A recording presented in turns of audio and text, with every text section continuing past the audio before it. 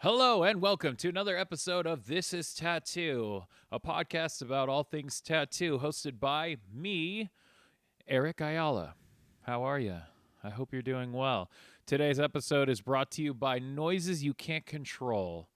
Um, you know, man, I've had a bit of a time trying to record this intro, and I know you probably really don't care. So why am I doing this? But anyways, yeah, man. Hey, how are you? My hair's down. So today we're just gonna let our hair down. That's the theme of this episode. My hair's down. You should let your hair down. This episode's hair will be worn down today. I got Jacob on today. He is also one of my best friends. Jacob Newman, Jacob Newman, I think is how you're supposed to pronounce it. Also known as Jaboc is what he goes by on various social media platforms. I actually don't know if he's on various social media platforms, but I know he's on Instagram, and I know that's his name. His name is Jaboc on Instagram. Go look him up if you don't already know or are familiar with his work. He is an incredible tattooer. He's been tattooing probably, just a little bit longer than me. Only about a year longer, I think, probably, than I have.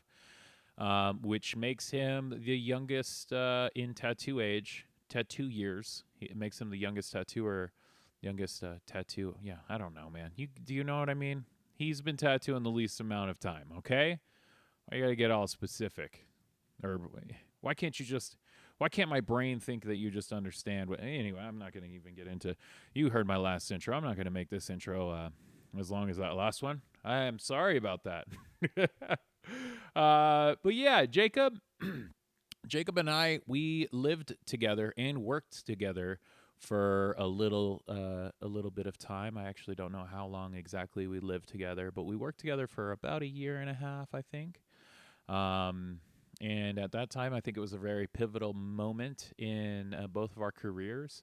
I had some of the most thoughtful conversations about tattooing with him while we worked together, just trying to figure out how to make our tattoos better, and just trying to do this traditional tattoo thing.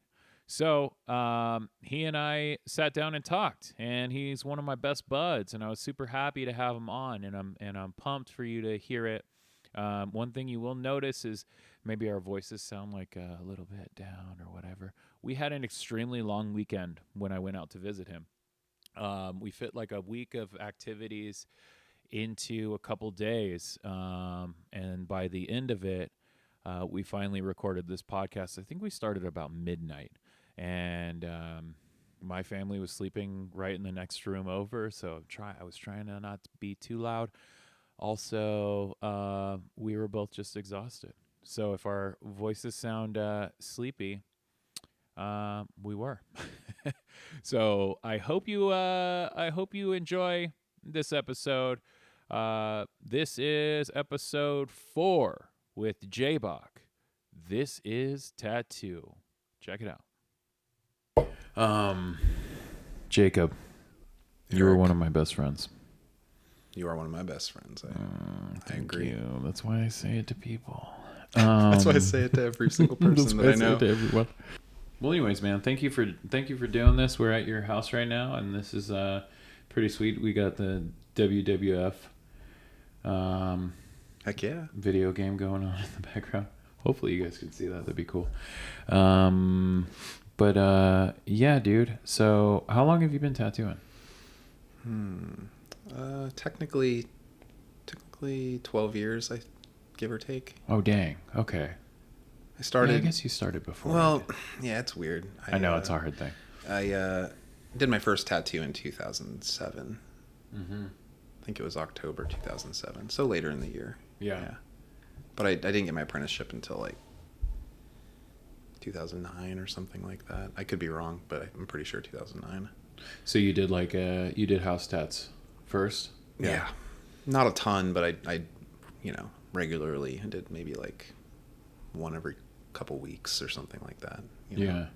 Where'd you get your tat gear from? Let's see. think I did. I did a couple tattoos before I had my own stuff with a friend.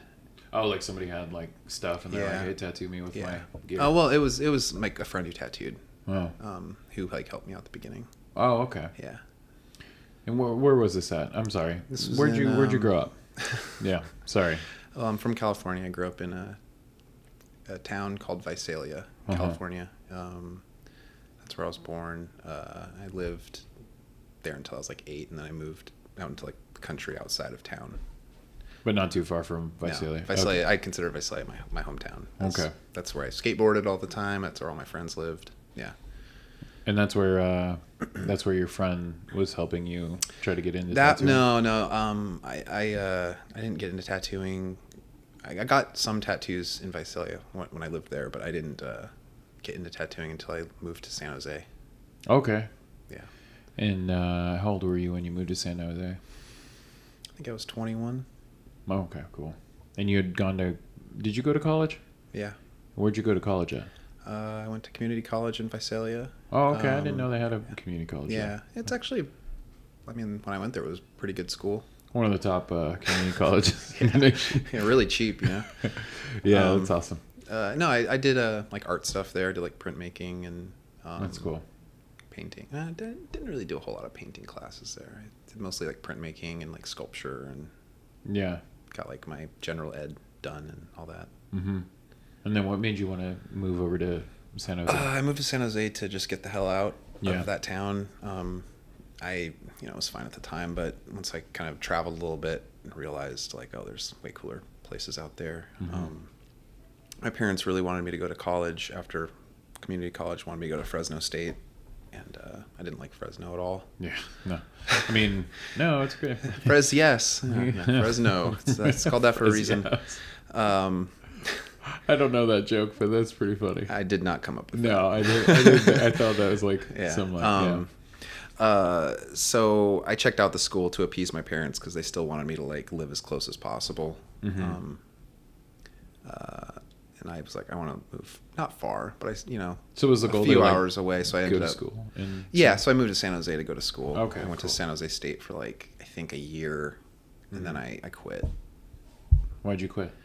I just didn't enjoy it. Okay. I had too much anxiety and For school? Mm-hmm. Yeah.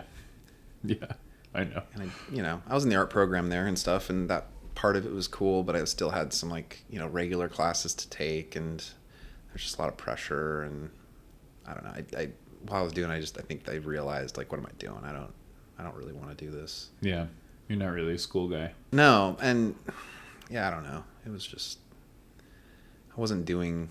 Didn't feel like work. Didn't feel right.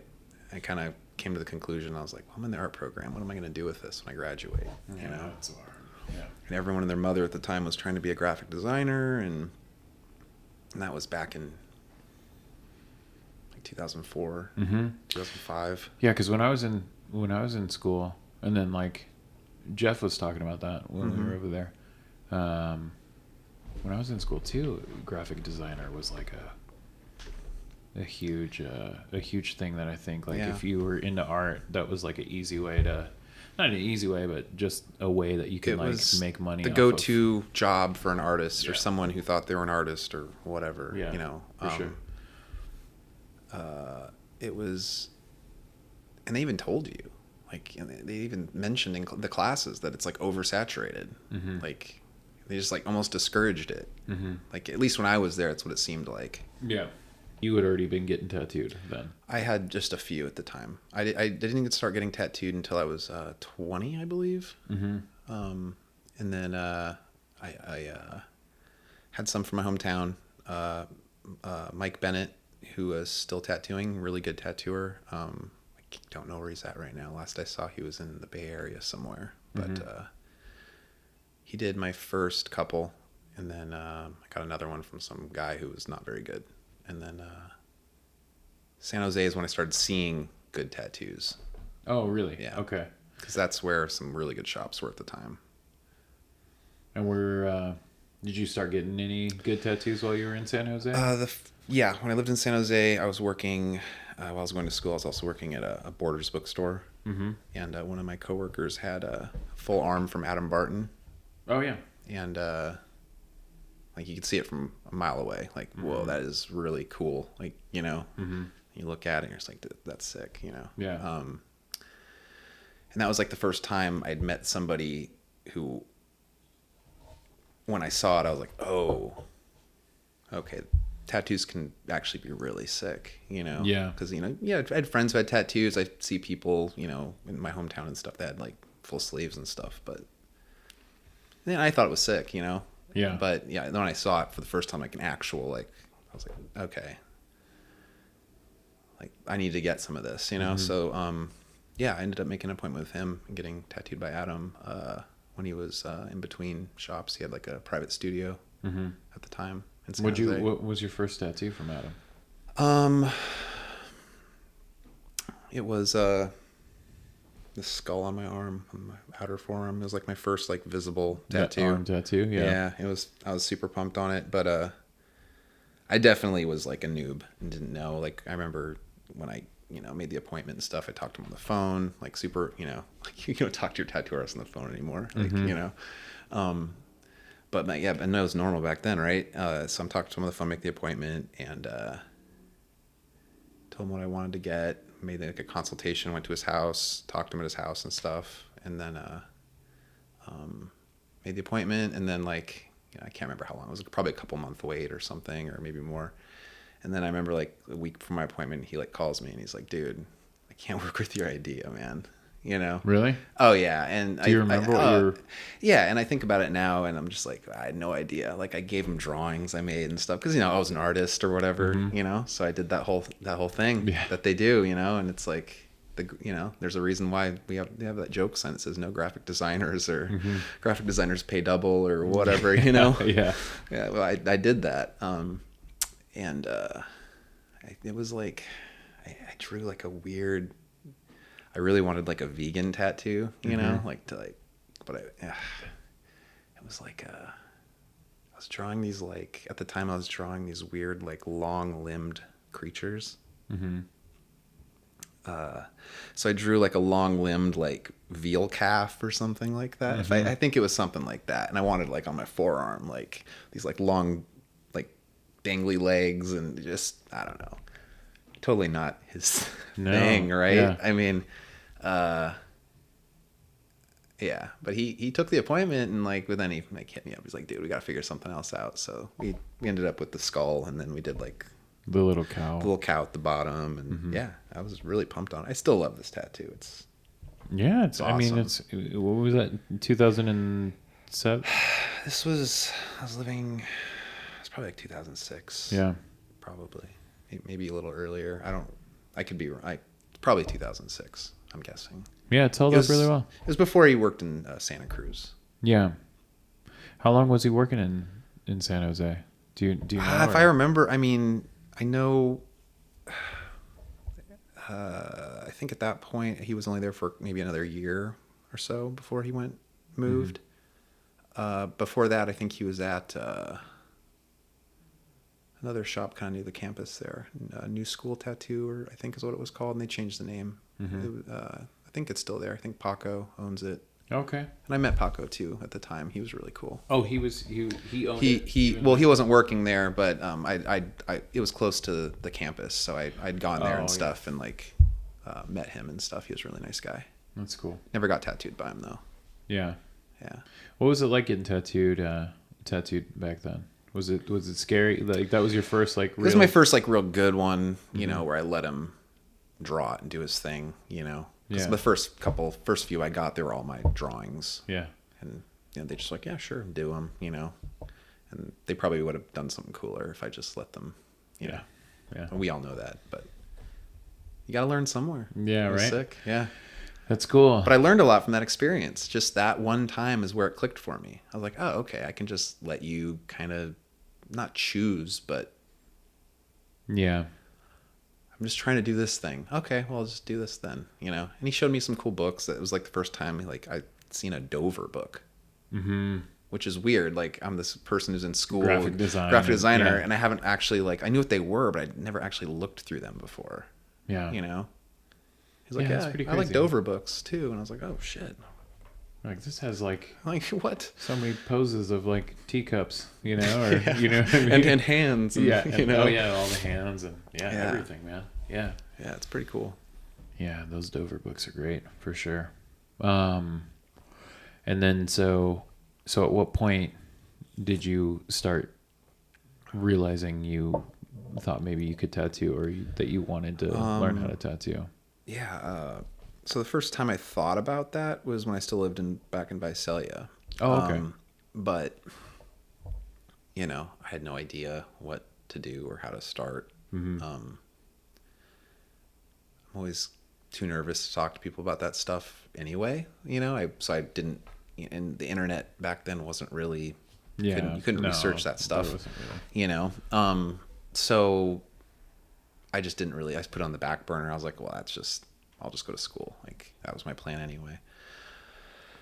And I guess the reason why I started thinking about it originally was because I remember when I got tattooed the first time, he mentioned, like, because I brought like a sketchbook in just to kind of show him some ideas I had for tattoos, and I remember he mentioned, like, oh yeah, like, you actually know how to draw, like, you should think about, you know, tattooing someday, or maybe, you know, draw tattoo designs. And I don't know why he said that.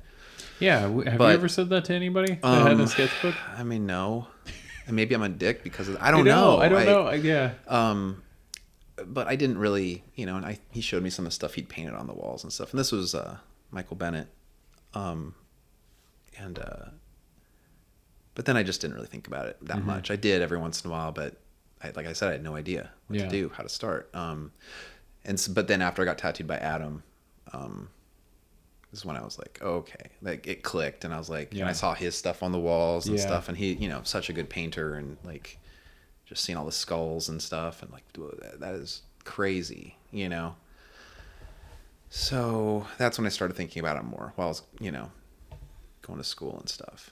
Yeah, that was a trip, actually. I remember you talking about that right now, about like the first time I realized tattooers painted. You know, and I'm like, oh wow, that's crazy. Like, Yeah. I remember, like, such a dick thought, but I was like, oh man, you're like a real artist. Yeah. Well, I think my thought on it beforehand was the way I got my tattoos, my first few. That's just how it worked. It was like graphic design. And it still is in a sense, for sure. you know, but I thought it was just like, yeah, people just bring in stuff they want and you just copy it onto their body every time. Like, that was the only option. You know, really? So you didn't even know about like the picking something? Like, well, I mean, before, yeah, that's what I thought. But then, you know, like when I got tattooed by Mike, I saw his flash on the wall too, and I was like, oh, you know, like, maybe I should get something like that from him someday. I never did, unfortunately. I wish I would have, but because I'd moved. But yeah, I don't know. Like, Adam definitely kind of. I know that wasn't his intention to get me like interested in tattooing. Yeah. Because then years down the road, like, I was always kind of getting tattooed by him and stuff, and then eventually he figured out, like, oh, this guy wants to tattoo, you know, and I definitely annoyed him. Yeah. You know, like, but I even, like, my friend Nate eventually taught me how to, like, or got me started on painting and stuff. And I eventually started showing Adam these paintings, and you could just tell it was just like, didn't say anything. He just looks at them, you know, which was awesome. I'm glad he was willing to look at them, but it was definitely intimidating. And I was like, oh, and then I leave, and I'm like, why did I just do that? You know? Yeah. And they were bad. I mean, I don't know. But it was fun. I'm glad I did it that way, even though. And then, yeah, I guess I started. You asked earlier, like, how did I get my equipment? Eventually, So who was the tattoo? You were saying that the tattooer. The tattooer that helped me at the start was my friend Nate. Oh, Nate. Yeah. Okay. Nate Does Abbott. Nate who? Nate Abbott. Nate Abbott. Yeah, he lives in San Jose. Okay. Yeah. He's still tattooing. Yeah. That's cool. Yeah, he's awesome. I'm not really still familiar. friends with him. That's cool. Yeah. But yeah, he helped me, like, painting. Actually, so I guess there's more to this story than kind of leading up to that. I met him because I had some classes with his girlfriend at the time, and she had tattoos from Adam as well. I forgot to mention that. So yeah, I ended up meeting him through her. Because we just Okay. became friends, like classmate friends and stuff. And then she was like talking about her boyfriend and stuff. And I was a tattooer and he paints. And I was like, oh man, like I've been trying to paint and I just can't figure it out. Because I was like, I knew you needed this watercolor thing, but I was like, watercolor, like that's weird. It's like grandma stuff, you know? No, for sure. So yeah, I bought like this little kit, this watercolor kit, and I'm like trying it on like just regular like drawing paper. You buy at the art store, yeah. like sketchbook paper. And it was terrible. And then she mentioned that, and she's like, "Oh, you guys would get along. Like you're into similar stuff." And like, what? I'm like, okay. So like, yeah, she introduced me to him, and we became like great, good friends. Yeah. That's cool. And then he just started helping me paint, and then yeah, eventually he like kind of secretly helped me do some tattoos on some friends and stuff. I don't think he'd mind me saying that now. Back then, probably, like, yeah. Don't tell anybody. Yeah. And then there's some funny stuff with that too, like which it's fine. We were at one of the shops that he worked at in Santa Cruz when I was living there, which eventually I ended up there, and I was tattooing. I think I was finishing a big tattoo I started on someone's leg, which I definitely shouldn't have been doing. And then like the owner walks in. It's like after hours. Oh. And I'm pretty sure. I think this is how it worked. How it happened. It was Flip, who's awesome. He owns a shop in Santa Cruz. Mm-hmm. Yeah, he's an awesome dude. Yeah. I think I'm telling the story correctly. He can correct me down the that's road okay. if it wasn't this how it worked. But I'm pretty sure he walked in and nothing weird happened, but it was kind of like this oh shit moment. Like, why is Jacob tattooing this guy's leg and in my shop, But yeah, I think it was fine. And even later down the road, like I guest spotted at his shop as a tattooer years later, and like yeah, it was sick. But that's funny. yeah, it's kind of funny. And so your homie was there, and he's like, oh, dude, he's like helping if me. You want to go? Yeah, yeah. So he's like trying to like kind of under the radar, kind of teach you. How to tattoo. And he always said from the beginning, he's like, I can't apprentice you, nothing like that. Because I think at the time he'd been tattooing like 5 years or something. So he's like, I have no, he was very straightforward about that. Like, that's cool that he was apprentice you, but I want to like at least. And he was but he also was very like, you need to get an apprenticeship and stuff, and like I'm just helping you because we're buddies and we're just tattooing a couple of your friends or whatever. It wasn't anything like random people. So that's how I started doing them, and then after that, I didn't really tell anybody, and then I like hit up one of my other friends from Visalia, who's a tattooer, still a tattooer, my friend John, and I was like, man, I want to get some good machines. Like I've saved up some money, and I was like, I want to like, and I told him too. I'm like trying to find an apprenticeship up here, all this stuff, but like, I was just impatient, like. I'd been painting a lot and getting better at that, or at least I thought I was, and he was helping. He was like, "Oh yeah," and so that was the first time I heard of like Lucky Tattoo Supply, and he helped me buy like some Scott Sylvia machines. That's great. That's crazy. That's pretty good first machines. It was pretty tight. I was excited, and yeah, I ordered like some disposable tubes and like some 7 liners and 7 mags, and and then I just started tattooing. And so friends. Lucky Supply. They helped. Lucky Supply sold you. Yep. Not a tattooer yet. Yep. Well, I'm just kidding. They didn't know that. Yeah, I know. There's workarounds, unfortunately. There are. Yeah, I know. I'm just kidding. Yeah. Lucky's gonna be like, bro, come on. And today's episode is sponsored by Lucky's. No, well, that's cool, man. So you got some Scott Sylvia machines. Doesn't make you a better tattooer, but unfortunately, I mean they run well. Yeah. You know why your shitty tattoos are shitty? Yeah, it's not the machines. Yeah, exactly. At least you can count that out. Yeah. Oh man, I did a lot of myself though.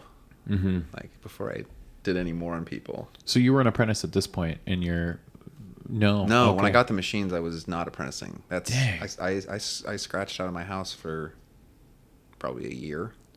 Oh wow, okay.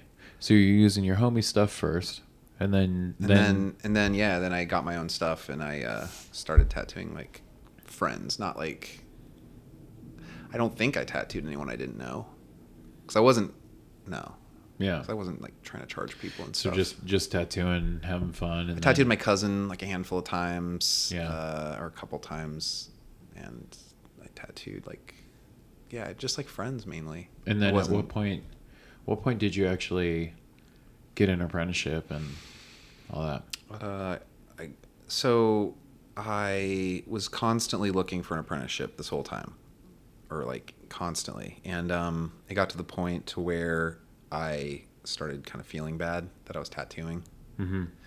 I already kind of did the whole time. Yeah. But, I kind of got to the point where I was like, all right, so if people want to take me seriously, I definitely shouldn't be doing this. Today's episode of This is Tattoo is brought to you by Chroma Tattoo Ink. Chroma Tattoo Ink is made of 100% powder pigment. It has no acrylic resins in it, and it saturates into the skin as fast or faster than any predispersed ink. Wow. I can't believe I actually was able to knock that out, really. Oh, man. That's cool. Okay, so anyways, what does that mean? Well, 100% powder pigments are the best pigments. We all know that, especially for color, bright, bold, traditional tattooing. The fact that it has no acrylic resins in it means that it will not dry in your ink cap. It won't dry even if it's left out. And it is an incredible process. Damien, who owns Chroma, we were talking on the phone for a little while, and he was explaining his process. It took him years to develop this process of making ink. You can actually just leave the bottle open. Damien said, you leave the bottle open and it won't dry out. I mean, that's insane to me, It saturates into the skin really quickly. That's one thing he was talking to me about. It took them a lot of trial and error, a long, long time, for them to figure out how to make this ink saturate into your skin super easily. And I mean, it shows that there's a lot of effort put into this. So if you are a tattooer, professional tattooers only, go pick yourself up a bottle. I reached out to Chroma because I love their ink. And I wanted to make sure that if anybody's going to be sponsoring my podcast or any of my endeavors, I would want them to be some stuff that I use and I back 100%. So I'm telling you, it's got my stamp of approval, if that means anything to you. And yeah, check it out, man. You won't be disappointed. So anyway, O'Reilly's at the time in Santa Cruz. Adam had moved there and worked there, which was a great shop. Had you gotten tattooed there? Yeah, that's where I was getting tattooed by him there still. Okay. He did my whole front. Because your first one was in San Jose, though, right? Yeah. I got that one. And then I think the next one was my inner bicep from him. And then he ended up doing my front, my chest and stomach. And he started and finished that at O'Reilly's? Yeah. That's cool. And then he hit me up one day, that called me. I was at Saturn Cafe, I remember, with some friends, and I got a phone call from Adam, and I was like, oh shit, and he never calls me. I'm gonna see what's up. And he was like they were looking for a shop person at the shop, and I was like pumped. I was like, oh man. Dang, at O'Reilly's? Yeah. Sick. Obviously I didn't get it. Yeah. But I was like pumped, and I was like, oh yeah. So I went down cool there. He thought of you. And I came in and talked to them and stuff, but then like they were very like, at this point, I don't know, maybe he called me to like, I don't know where he was going with it, because he knew I wanted to tattoo. And when I came in, I remember they said like, and even he was there, and they're like, we do not, like, if you want to work here, like, you're not going to be a tattooer. Yeah. So I was almost like, wait, why did you call me? Like, do you know I'm tattooing? Like it might have been something like that, to where it was like just a nice little way to be like, don't do. I don't know. I mean, that's today when I think about it, that's maybe what that was. But I don't know. That was weird. Yeah, people do weird things, man. But it might have been genuine. To this day, I really don't know. I don't know. Maybe I would have been pumped on that job, though. Yeah, maybe he thought that you make a good shop helper. Maybe. And hopefully you would want to. Yeah, I don't know. Because there's career shop helpers. Oh yeah, they do a really good and job. They do good. Yeah. Yeah.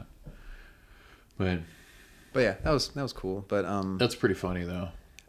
Like I said, I don't remember if I was tattooing at that point. It just kind of, I know I'd done some, but I don't think I had my machines yet at that point. Mm-hmm. Pretty sure, but Okay, so this was a little bit before you. Yeah, it got might have those. been before my machines. Yeah. That's cool. Saturn Cafe. I hope they're doing okay right now. All this stuff. Yeah, I was talking to Ryan recently, Ryan Cooper, and he was saying that it's like completely different now. Oh, is it? Yeah, Oh. I was bummed because they had such cool decor and like It's a weird junk in their tables and Yeah. yeah. Luckily, I had gotten to go there before they changed it. I think. Yeah. I think at least it was yeah. very kind of futuristic. Mm-hmm. Yeah, just seemed. Yeah, it was a cool place. Yeah, I loved it. Okay, so you had your machines, and then you've been looking for an apprenticeship. Yeah. And then what happens? Did you get? Eventually. Did you ever apprentice? Yes, I did. Seemed like it took forever, but when I think about it now, I'm like, it didn't take very long for me to get to that point. Yeah. So I ended up moving a bunch to like try to figure out what to do. So I lived in Santa Cruz at that time, and I ended up moving to Portland, and this was 2007, 2008, somewhere in there. And I got here and realized that you had to go to tattoo school. Didn't know before moving here. And I was like, okay, well, shit. So lived here for a little bit, ended up working at like American Apparel. Still had my machines, did some tattoos, mostly on myself and my girlfriend at the time. And then, all right, well, this isn't working. How am I gonna? And at this point, I was like, I want a tattoo. I want a tattoo. So that was like, I'll just work retail jobs and try to find a tattoo apprenticeship. So yeah, I was still doing some tattoos at that point. I guess I stopped doing them once I moved to Los Angeles. So I was in Portland for about 6 months or so. And then we were living together, me and my ex, and then we moved to Los Angeles. No, shit. I've moved a lot in my life. I'm sorry. Yeah, no worries. I moved to back to Santa Cruz. Okay. Lived in Santa Cruz for a little bit, not too long. Then Los Angeles, like pretty quickly. Because I was like, well, it's Los Angeles. There's more people there, more shops, maybe more opportunity, right? So I moved down there. I ended up somehow, through a friend, she's like, oh, go to, I think it was Vintage. So my friend's like, oh, you should go there. Like, they'll talk to them. Maybe they'll help you out. So I went there, and the owner, Baba, he's just like, do you have stuff? I was like, yeah. And he's like, come on in and do a tattoo. Like an audition tattoo? Yeah. Okay. And I was like, what the fuck? Really? Like, everyone's telling me not to tattoo, and this guy's telling me to come in and do a tattoo. Right? I'm like, okay. And I knew who worked there, and I knew enough at this point about tattooing, so I knew who those guys were, and I knew who, like, Rick Walters was and stuff. And I was like, okay, this is weird. But I was like, okay, I'm going to go in and do a tattoo. Was Rick there at that point? Yeah, he was there tattooing when I was there. And so I went in, and it was super intimidating. And went in, and they were all nice. It was fine, but it was still intimidating. And yeah, I did a tattoo on my ex in front of them. It took forever. It was tiny. And it took me like probably an hour and a half. It was like just little, like, I can't remember. It might have been Dave or something walks over and he's like, you're still not done yet? He had just done like some big ass, like a old English letter or something on someone's chest or something, huge, and he just knocked it out. And I'm still like lining this thing. And that, you're not done? Like, I'm like, oh my God, this old guy is like heckling me, like, it was fucking weird. Like, I was not expecting this to happen. And then, I did that, and then we, parted ways and went back to my house, and didn't really hear from him for like a week or two. And then what'd they say? Did they say, "Oh, okay, well, I think give you a call"? I think Baba gave it a C.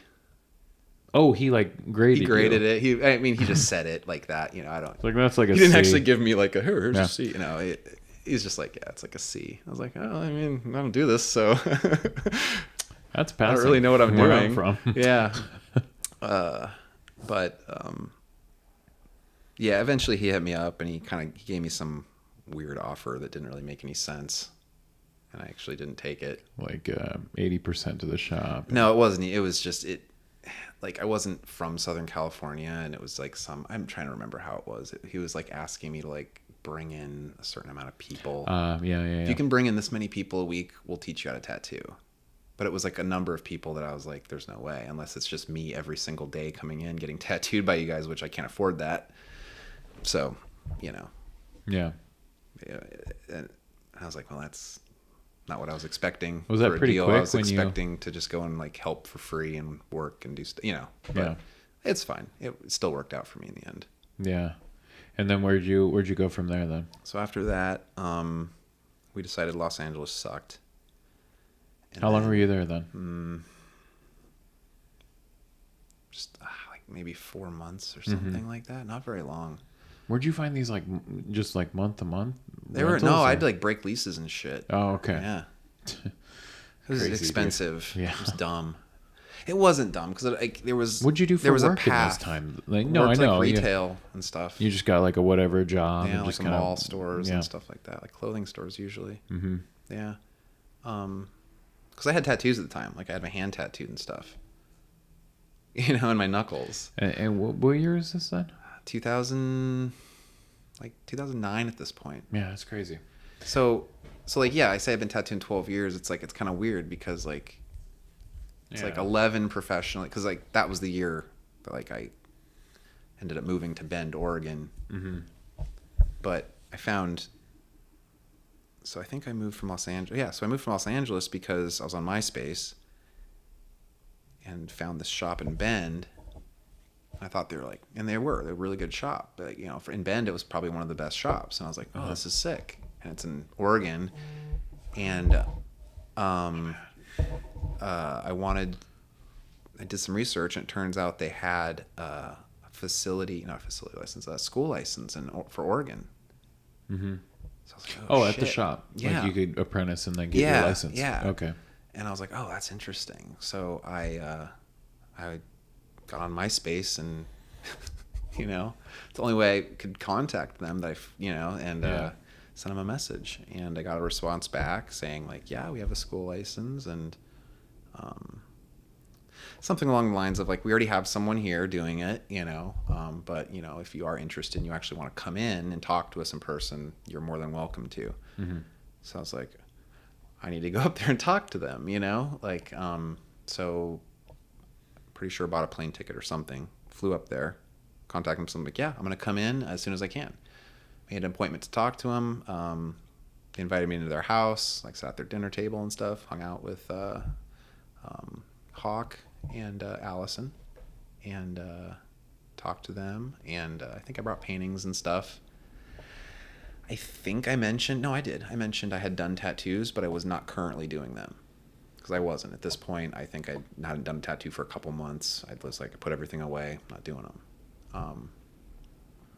Told them the situation. You know, I just, in the end, wanted to live in Oregon and tattoo. That was like my end goal or whatever. Mm-hmm. And they're really nice. Hawk was definitely more, you know, stern and kind of like serious about it, obviously. And as he should have been.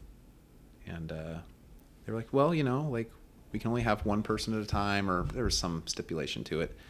But you know, when he's done, we'll keep you in mind.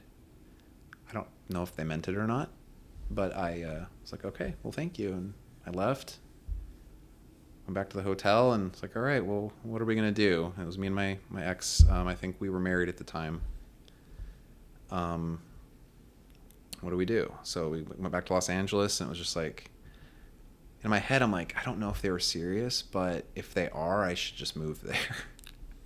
So, and I'm at the time, I'm really, you know, a lot of bad things happen and stuff, but I'm really grateful now to have had someone at the time that was willing to just move. Mm-hmm. Yeah. Whenever it was just like, let's move. Like, no one does that. Like, that's.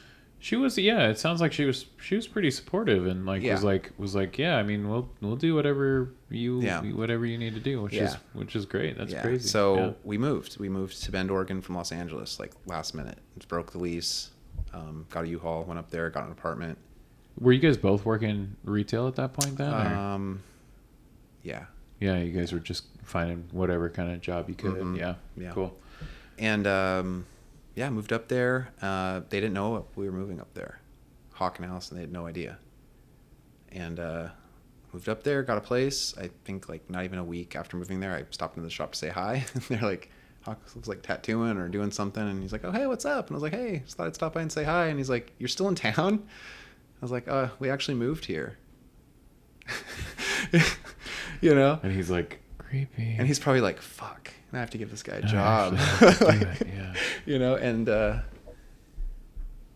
he's like, "Oh yeah, good seeing you," or whatever. And I just wanted to say hi, and I left. And like, I don't. It might have been a week, maybe two. Get a phone call. "Hey, when do you want to start?" And I was like, "Fuck yeah," you know. So, yeah. Damn, yeah.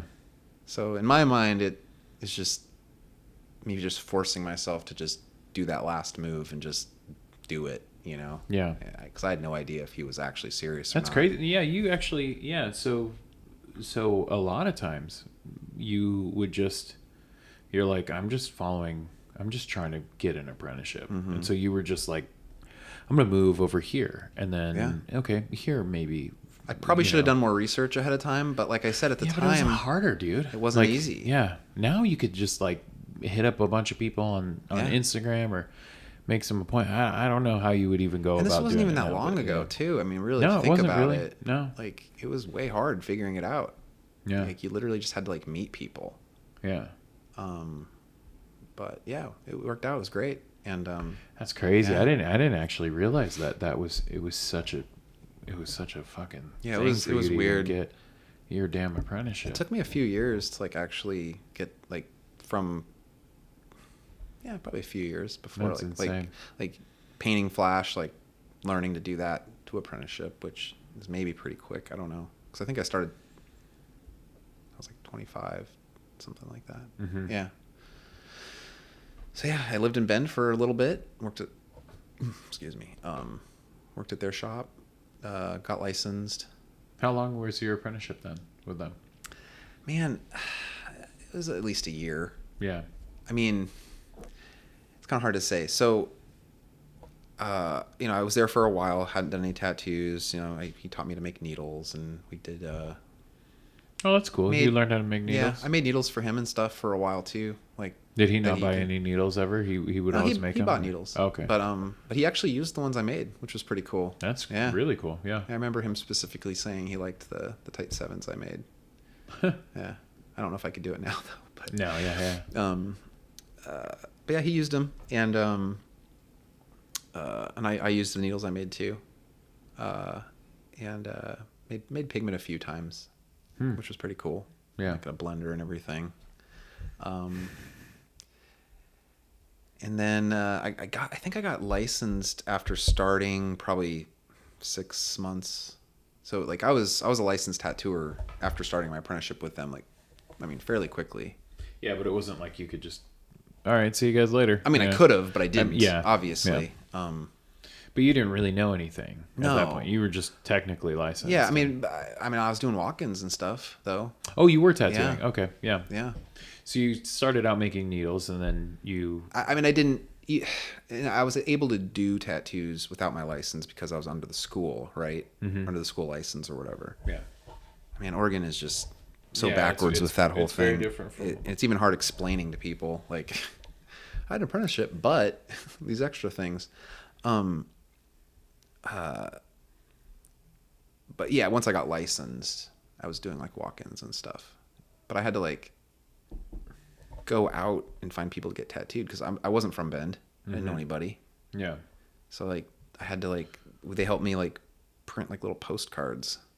I like went to like First Fridays type things and stuff like that. Trying And to just like just hustling and try to sell some. and I'm the tats. most nervous person in the world. That sounds terrible And for like Me, I would have been just drinking beers, having Yeah, fun. Like, and I'm here, like, take a. I can't walk up to strangers and just hand people like business cards or whatever. It worked, but it was definitely awkward. And I like leave them places and stuff, and actually did tattoos from it though. Yeah, that's sick, dude. Did enough tattoos from it to get my like 50 tattoos or whatever to get licensed or whatever they need for the state. Yeah. What was that shop like with Hawk? It was what cool. What kind of dude is Hawk? Hawk's a good dude. I remember him just being very like with stern, but not like Yeah. serious. He took tattooing Serious. seriously. Oh, definitely. Yeah. Yeah. He's been tattooing for a long time, and Still tattoos. he lives here in Portland. Oh, really? Yeah. He opened a shop, and I worked there with him for a little bit, called Sovereign Tattoo. Sovereign. Yeah. Okay. And But it was great. I mean, at the time, I was probably disgruntled sometimes about some things. I look back at it now, and I'm like, I was an idiot, But yeah, no, I look back on it now, and I'm really grateful for it. And yeah, got to do. I got to do it. I feel like the shop was busy enough. Like, yeah. I did plenty of tattoos there. Yeah. It wasn't, I did less tattoos when I moved to Portland as a professional or whatever, license and stuff at another shop. They did way less in Portland later on than I did when I Bend. Everyone was busy there. Yeah. Yeah. That's those small towns, man. People So just kill it. it was good. It was a good place to apprentice. Because Ben's a small town, right? Smallish, yeah. Ish. Yeah. Yeah. Actually, never been to Bend. It's pretty. But, I like it. I haven't been there in a long time, but it's cool. Yeah. Yeah. But there was a lot less competition back then, huh? I think there was 5 tattoo shops That's crazy. Yeah. or something. Wow. Yeah.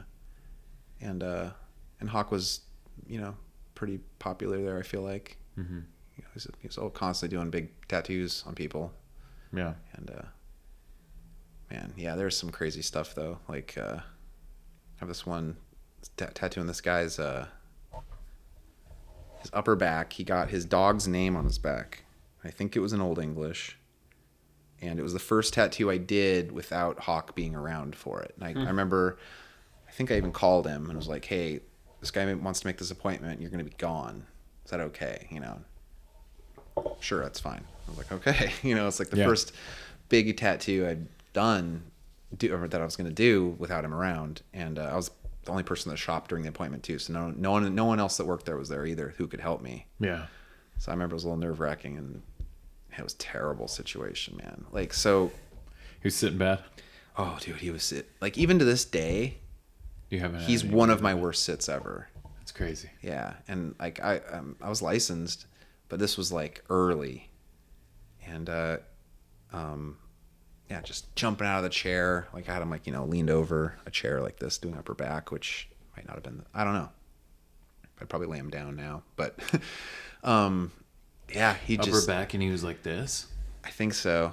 Yeah, I don't remember how I had him. I think Hawk saved me though, Like more of like shoulder blade, or it was like upper, yeah, like get a name across or whatever. Oh, all the way across his back. But I'm trying to think. So you were like standing on his hips and just crawled up on him. It wasn't working. Yeah. It wasn't working. And then Hawk had come back like halfway through the tattoo. Not even. I got like one letter done. Like one letter took me like an hour because this guy was just jumping out and I couldn't pull a straight line and I had no idea how to handle it. I didn't know how to talk to people and be like, hey man, it's all going to be good. Like let's get through this, Or you just like, you just yell at him, dude. I can't keep. Oh, Yeah, dude. the worst thing is by far, man.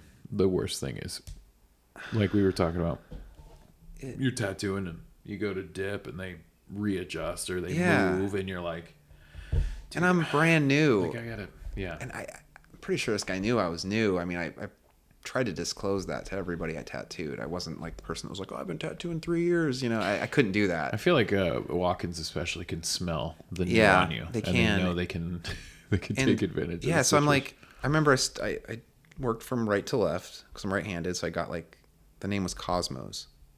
What's the name of the dog? Did the S. That's a cool name. It is a cool name. The guy was really cool too, and so I felt really bad, But Hawk was on a camping trip, and he had gotten back like right when I finished the S. Like I should have been done with this tattoo. Did he rush back because he No, knew you I were don't. I don't tattooing? think so. No, it just and he happened came to into the work that shop way? because they live next door to the shop. Yeah. Okay. And he comes in to check on me. Just does this look. I'm pretty sure he just like looks at me, and I could just tell. He's like, I'm doing like he just giving me that look like you're doing this wrong. Okay, and then I think I took a break and I talked to him, and I was like, dude, I can't do this tattoo. I was like, I don't know what to do.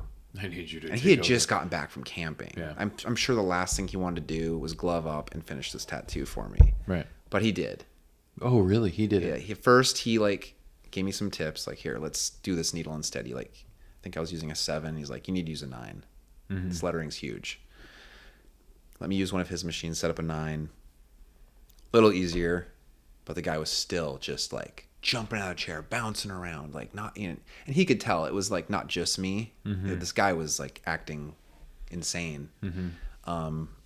Like it was one of those things like you just buzz it and it doesn't even touch the skin, and he goes and like just jumps, and you're like, dude. So he saw that enough, and he's like, all right. So he gloved up, and he's like, here, I'm gonna finish your tattoo, guy. And he like, I think he laid him down or something, put him in a different position, and he just like, held him down. just he's a strong dude, and he just With a name like Hawk, you got to be. But yeah, no, he just does it. Shoved him down. Talked to him through the whole thing, did it, handled it really well, and I learned a lot from that. Like that was when I was like, oh, you just got to do it, and you got to talk to him, and you just got to like, and he killed it. He did a really good job, made it nice, and the guy paid me, and I just gave it to Hawk. I was like, here, man, obviously I didn't do anything except make the situation worse and made you had to work on your day off, Right. Oh man, yeah. But to this day, that's the worst tattoo experience, almost. Well, there's some weird ones, but that was like the most mentally like exhausting tattoo I've ever had to deal with. I know this is about you, but can I tell you what? I would love to, yeah. So I think it was that classic. I think you were there when we. That's what I can't wait till we get into just talking about working and living together. Oh man, But dude, yeah, it was that. I think it was that classic, and I drew this girl's like it was like some flowers on her ribs, and I think I had just started getting into like drawing tattoos on, which I had no business drawing ribs on, and so I draw like all her ribs on and everything. I didn't like clean or prep the skin before. So I draw with Sharpie, all this stuff.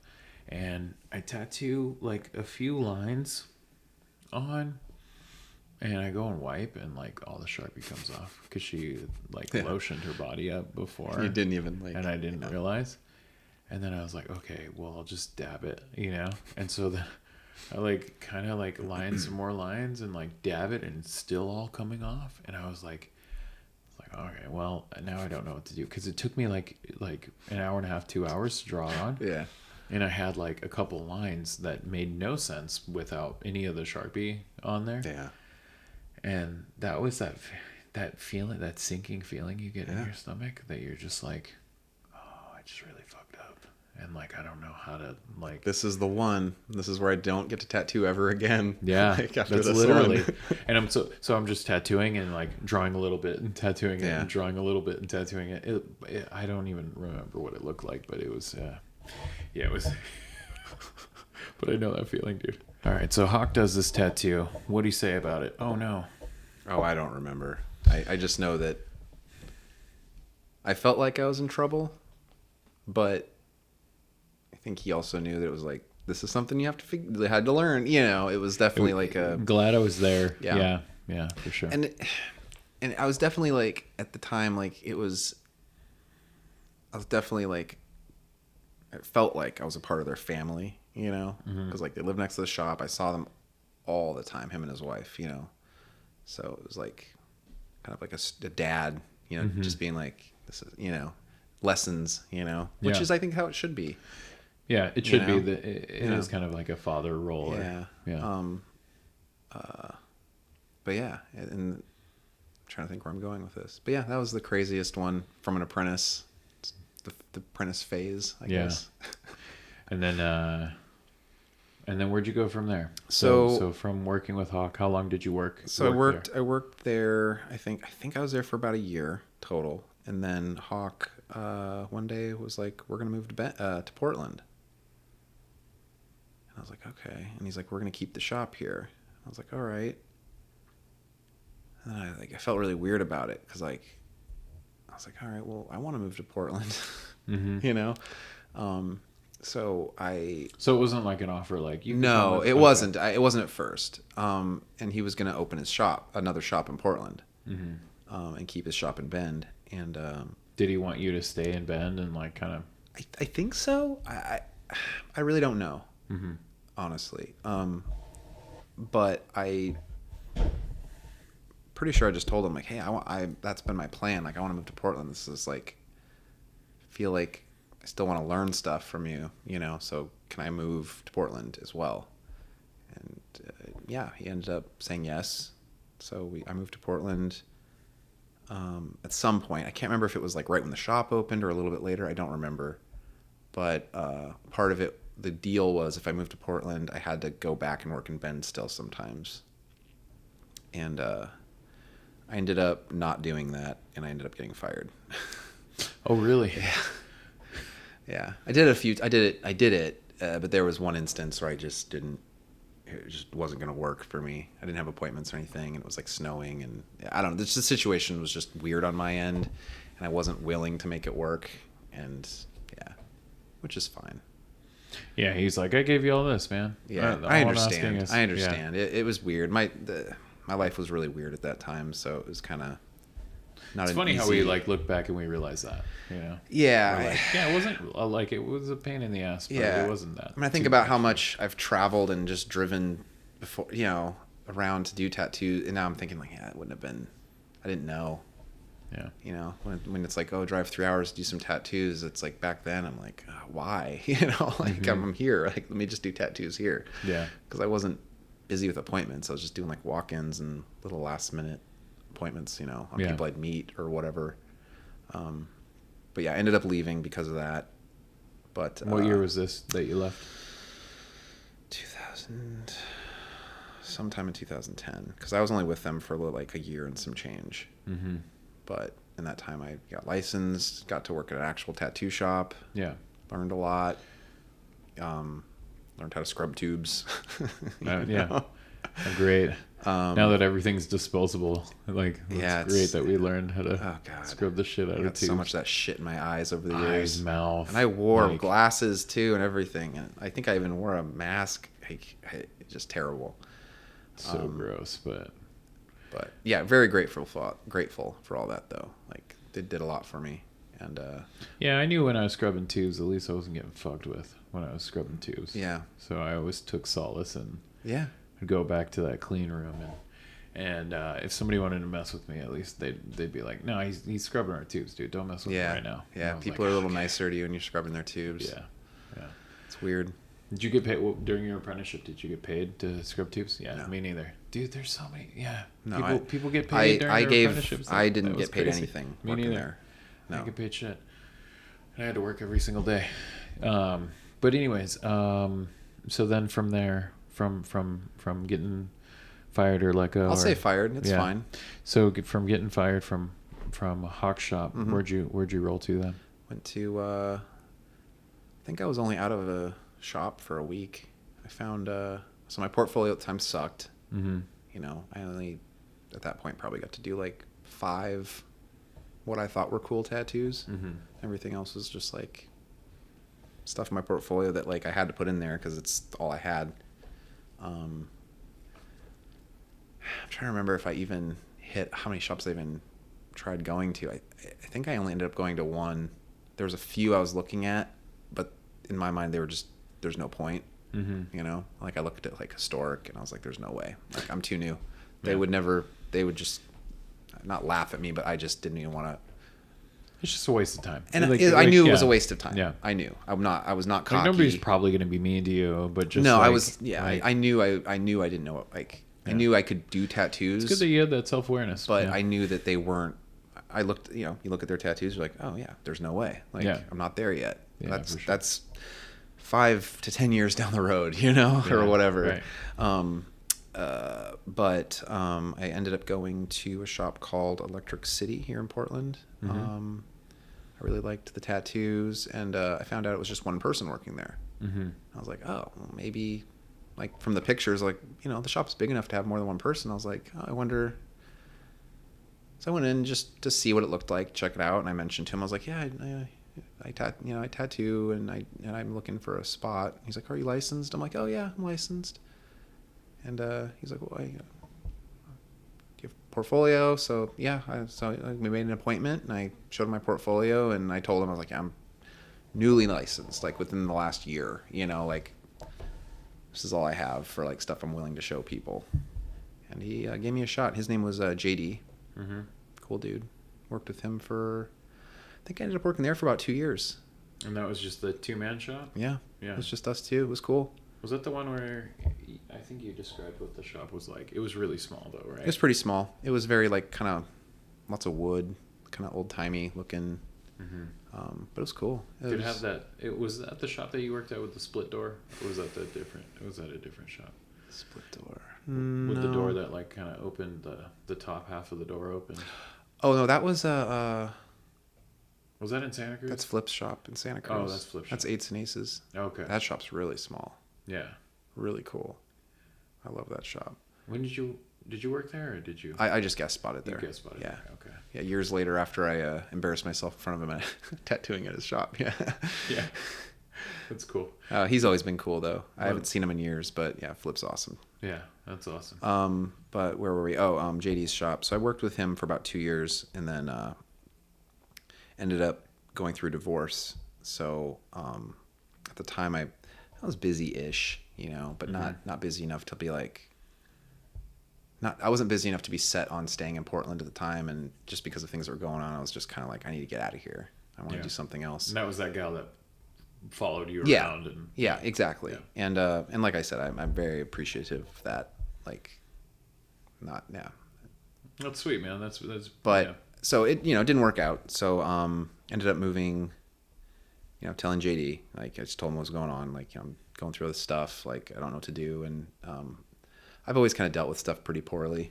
Like when it comes to like just had to escape. just You're just weird like, shit. I gotta Yeah, roll, I like gotta get out of here. yeah. Instead of like I would always just not run away, but just if I had the opportunity to just do something different, I would just do it. Right. So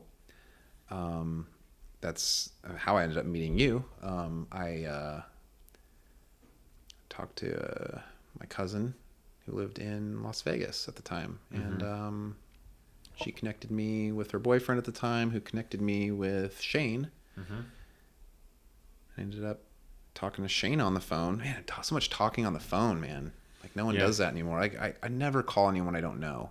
But it's just normal back then.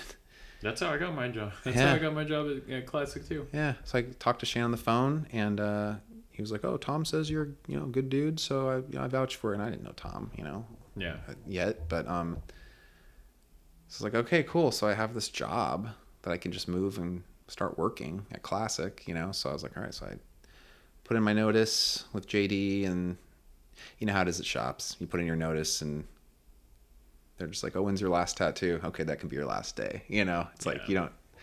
I've never, you never put in your notice and they let you stay until the last day. I don't know. Maybe that's just me, but No, I've never. No. everyone I know, I think it's kind of like, all right, you're done. Yeah. And I don't know what that is. Maybe I'll figure that out someday. Maybe it'll happen to me. Just getting their feelings hurt, man. Yeah, You know what I mean? but I think I don't know. I hope that's not what happened, because there's a lot going on in my life at the time, and I just had to leave. But yeah, so I left, and ended up being a pretty cool experience. Like, got to move to Las Vegas and work with more than one other person. And Who was working there when you? I actually do. I do remember them telling me that you were going to start working with us, because I think I was only working there. How long had I been there? I think Not that long. you'd been there maybe a few months. Yeah. I believe. I don't really remember how long you'd been working there. Because Matt had just left. Yeah, Matt was not there when I came in. Yeah.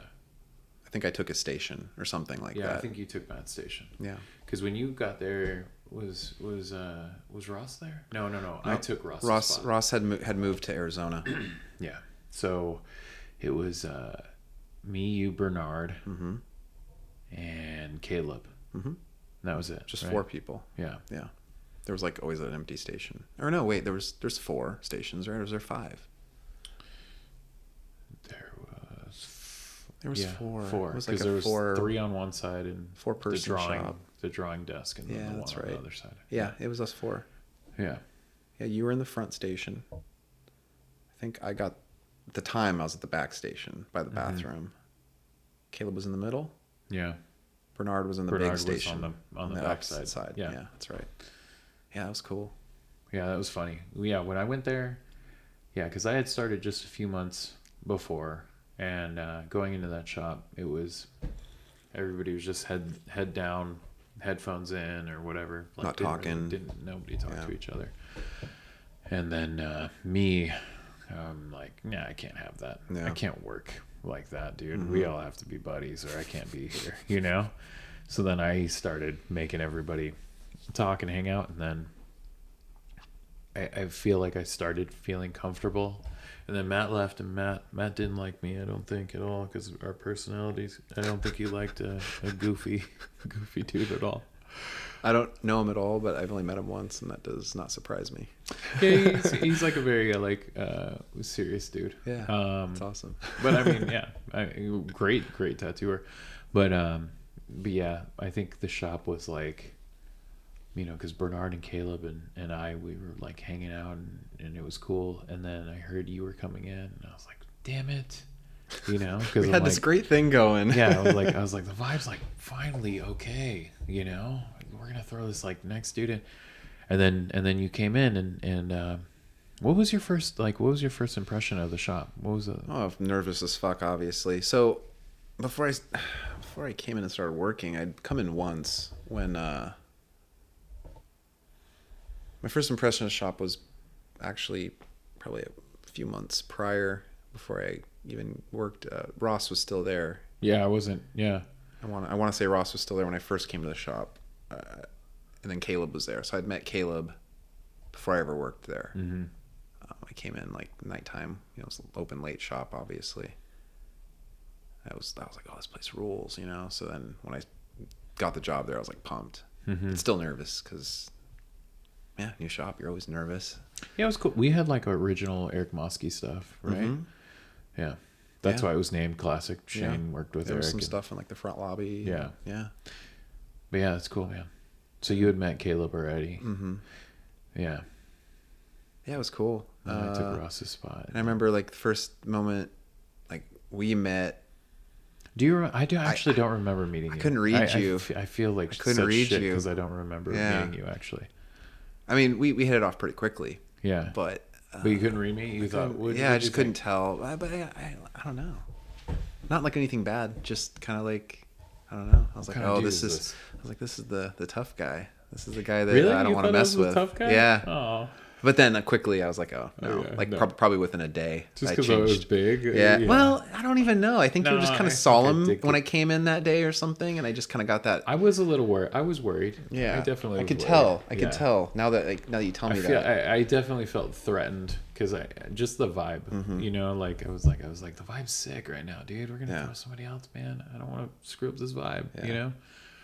But then you came in and I remember. I think I didn't really want to like you. I came in and you know, dealing with Matt, just feeling like, you know, and then everybody was quiet. And I just felt like, you know, I was like, dude, nobody likes me. This sucks so bad. I was so excited to get this job. Nobody likes me. And then it just took a lot of effort. I felt like to get everybody on that like kind of same page. And then you came in and I was like, well, he's going to have to work for it too, you know, or something. I don't know what the hell.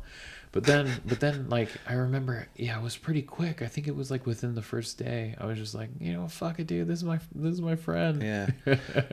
Yeah. I mean, I think we started hanging out fairly quickly. Yeah, pretty quick. I think probably just within probably that week, probably. I'm sure.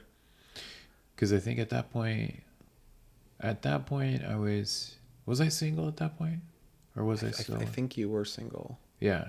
Pretty Was I sure. living with Tyson yet? No. No. Okay. No, I don't. No, I don't think You I was lived. single. Did you then, live 'cause with I him think before I moved in? Yeah, I think I lived with him for like a. We didn't like move in at the same time or anything like that. I mean, I felt like it was pretty close. You moved in first. Because I split up with my girlfriend, who's actually a really great tattooer in Las Vegas. I split Yeah. up, and then I had to find a spot immediately. I think. No. I think I went and lived with my parents for a little bit. I don't remember. It's so hard. It doesn't. This actually doesn't matter at all. But we did end up living with each other. I think fairly quickly after you moved to Vegas. Because where did you live when you moved? I to lived Vegas? with my cousin You and her lived with- boyfriend. Yeah, that's for true. Yeah, a handful of months. yeah, And then I think then I moved in with Tyson and you were there. yeah. Yeah. Which Tyson was a trip. It was a trip. He was like this. Yeah, I kind of wanted to just describe people because I don't want to like talk about people and then Yeah. people that are listening don't know. Tyson was a weird dude. He was like a shop hang around guy, and he was a nice dude, but he was just like loud and kind of off putting. But he had this like really nice house, and he had like a couple extra bedrooms, and so he offered us to stay with him. Yeah. And It was fun. I remember one time I passed out on the couch, and Tyson, he worked construction or whatever. He was up really, really early, and I passed out on the couch. And you remember that? Were you there when that happened? I don't know. Tell it. I'm not sure. Okay, sorry. Yeah, yeah. You're like, I don't know what happened. I can't. I passed out on the couch, and he was like trying to wake me up, or he was like, Eric, and he was like kicking me, like softly, not being a dick or anything. But then he like put his foot, and he was like pushing me with his foot, like trying to wake me up. He's like, Eric, wake up. And it's like, 4 o'clock in the morning, Yeah. whatever construction people wake up. I kind of remember this. And I don't remember, but he said that I like grabbed his leg and threw him on the ground, and like then just went back to sleep. Yeah. And so the next morning I wake up, I do whatever. He gets home from work. I think I was off that day, and he gets home from work, and he's like, hey, are we cool? And I'm like, what are you talking about? Because he's such a weird dude. Yeah. And in a good way, Tyson. If I doubt you'll ever hear this, but thank you for everything you did. I know it ended weird with us, but then he tells me, he's like, dude, you did like some karate shit. I don't know what the fuck. I was like playing with you, and then you just threw me on the ground, and then you went back to sleep. And I was like, oh, dude, I don't remember. I wasn't there for that, but you told me about that. I remember. Yeah. Him and his like old Buffy the Vampire shrine. Oh my. This dude. I'm sorry, but that's just weird. No offense, man. If you are listening ever, but wow. It was weird, but pretty cool. Yeah, but it was cool. Whatever, dude. He got me into watching Buffy the Vampire Slayer. So totally. Always hanging out in the garage, and it was cool. It was fun. It was fun, dude. He was a really nice dude. He was good, man. He had his little quirks, but it was overall fun. We'd go to eat all you can eat sushi all the time, and he would tally up how much sushi he ate, and he'd try to put a dollar amount to it. Oh, what? He's like, I'll eat sushi, $35. You get beer, and then he'd eat like $250 worth of sushi. Oh yeah. And then he'd be like, I just ate $250 for the sushi. And I'm like, why? Like, just to do it? Like, don't you feel sick? Yeah. And then because I would go with him, and I felt terrible. Like I was eating terribly when I was there because he was. Yeah. I was like, damn. I'm like ordering like just the few veggie rolls they have, and I'm just like, all right. I guess this is $35 worth. I don't know. Probably not. I'm probably screwing myself. But and he's just like, more, and you're just like, whoa. Pretty impressive. So, that was fun, dude. How long did we live there together? We lived there for a little bit. I mean, I moved out, I think, before you did, because I got an apartment. Did you move out before I did? Yeah. Yeah, a little bit before. Yeah, just I a think little bit, yeah, right? I think Yeah. yeah. Yeah. And then I got an apartment, and then ended up. How long did I work with you guys? Because you left. Then I left. Yeah, I left there. I You think I left only first. really worked at Classic. I think I worked there like a couple years. I think. Yeah. Only. So that's Seemed like a lot longer. That's about as long as I worked there. I feel Yeah. like. Yeah, because you were there. Maybe I was there like a couple months before you, and I then think you I was were there there a about couple months after. Almost 2 years, I think. Yeah, I Something. think I was almost 2 years too. Yeah. And that was cool too, because Shane was really cool. He's like, hey, if things don't work out, you can always come back. You know, like. Yeah. When I It was left really too, nice. Yeah. he was actually. In the few shops I've left, he was probably, honestly, the coolest about it. Mm-hmm. Oddly enough, he was like, I get it. yeah. Oddly enough, because I yeah. think at that time, like, all three of us had left, and I was like, it was crazy because we all left very quickly. it was weird because I remember I had already had plans to leave, and I think I had told him ahead of time. I was like, hey, in summertime, I'm gonna leave and I'm gonna go on a road trip. I know, I kind of fucked you on that one. And then you left, and then Caleb's like, well, I'm out. Fuck this, yeah. And I was like, don't make me be the last person to leave of this crew. Like, I don't want to be that guy. But in my head, I was like, I already told him. So, but still, it was, you didn't fuck me. Like I said, he was cool I about got it. that job offer, and I was just like, well, I'm going to. Yeah, of course. See you later. Yeah, where it made sense. Let's talk Take about it easy. Caleb. I love Caleb. Oh, Caleb was so funny. One thing we always talk about is how one of the funniest things he would always say is at the end of it was like every single day. Almost every day we worked together. He'd be like, well, let's get the fuck out of this place. It fucking sucks here, you know? The most negative shit about there. But he'd laugh. He meant it as a joke. Yeah, I mean, it was always so funny. He's like, let's go home. And let's get out of here. At that this point, place fucking sucks. At that point, I moved into the same apartment complex as him. So, like, we lived just back behind the shop almost. Yeah, I remember. Walking distance. Well, we had to, like, jump a fence or go. It was super weird because if you could walk there, you had to walk all the way around, and the blocks were huge. Remember we jumped that fence and go to that bar all the time, PTs? We go to that PTs right there. Yeah, gamble all our money away. So then we worked together, Mm-hmm. and that was fun. We had a lot of fun. We did have a lot of fun. And what was really cool about working with you is I think we were really trying to figure something out that we didn't know how to figure it out. You know, like we were really trying to do like traditional with like very little base and knowing anything, and we were kind of like I don't know, it was really fun to like talk and have these really, you were one of the first tattooers that I think I had really thoughtful conversations about tattooing, and we were both like really on the same page and both trying to push each other and critiquing each other, and that was really cool because I still actually even now I don't think I've worked with anybody on a consistent basis where I felt that, like where you feel that like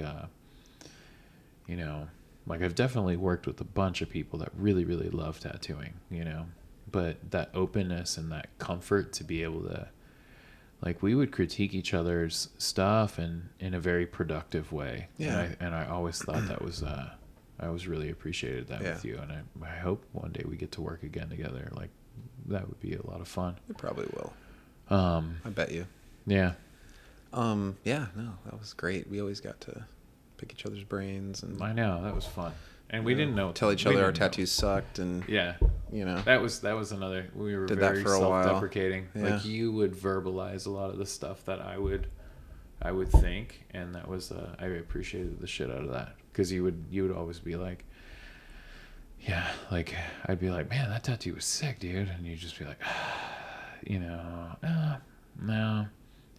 I don't know, maybe. Like, and it would just be this whole, and I'm like, yeah, I mean, you look at your tattoos the same way I look at mine. Yeah. They all suck. And it was good because we were like really just trying to push it without really knowing how to. I don't, back then and even today, like, which it's not a bad thing.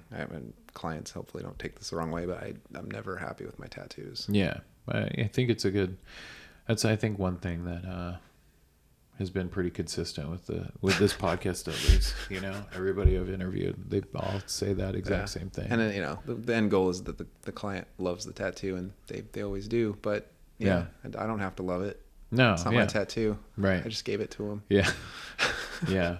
And it's good that you can. It's a good thing to be able to pick it apart.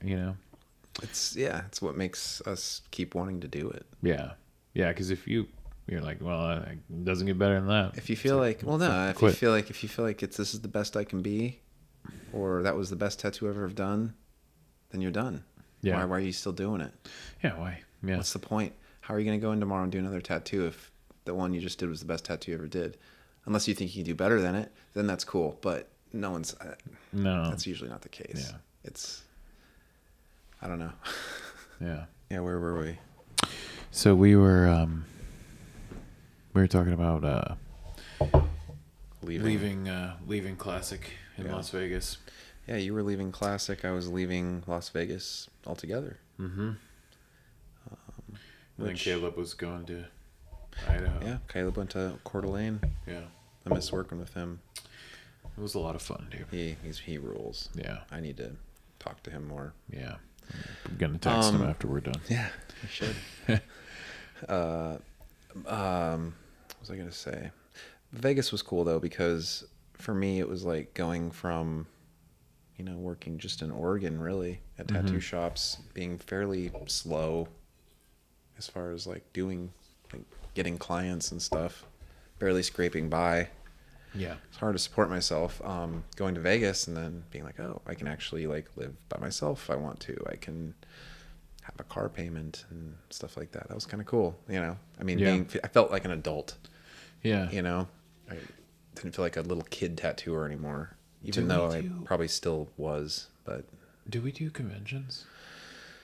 We did. Yeah, we did. Do those after we worked together? Or did we do those during? We did. I think the first time we did the Prescott convention, I think that we're still at. I think we were at Classic still. Yeah. Second year we did it, I had already moved. Yeah. No. I had moved. I had left. I was no longer at the shop either. You were at downtown at that point the second time, but I had just started my road trip, and it just worked out. It worked out to where I like did California. I went through California with my car, and then I came back down through Vegas, and then Arizona, and then I worked in like Phoenix for a day, and then I went out to Prescott, and then we did the convention. Yeah. Something like that. Yeah. So that was the second time. So I wasn't living there anymore. I just moved or left or whatever.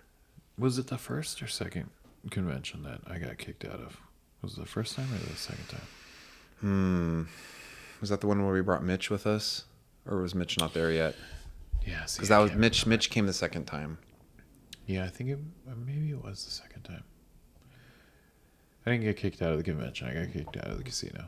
Oh yeah, that was the second time. Was it? Yeah, it was the second time. Yeah. That was a weird weekend. It was a good weekend, but it was weird. Where were we? Did we have a hotel room, or did we? That's when we stayed in the weird Airbnb. The weird Airbnb. Yeah. It was the RV in the driveway. It didn't have a bathroom, so to use the bathroom, we had to go into their house. Yeah.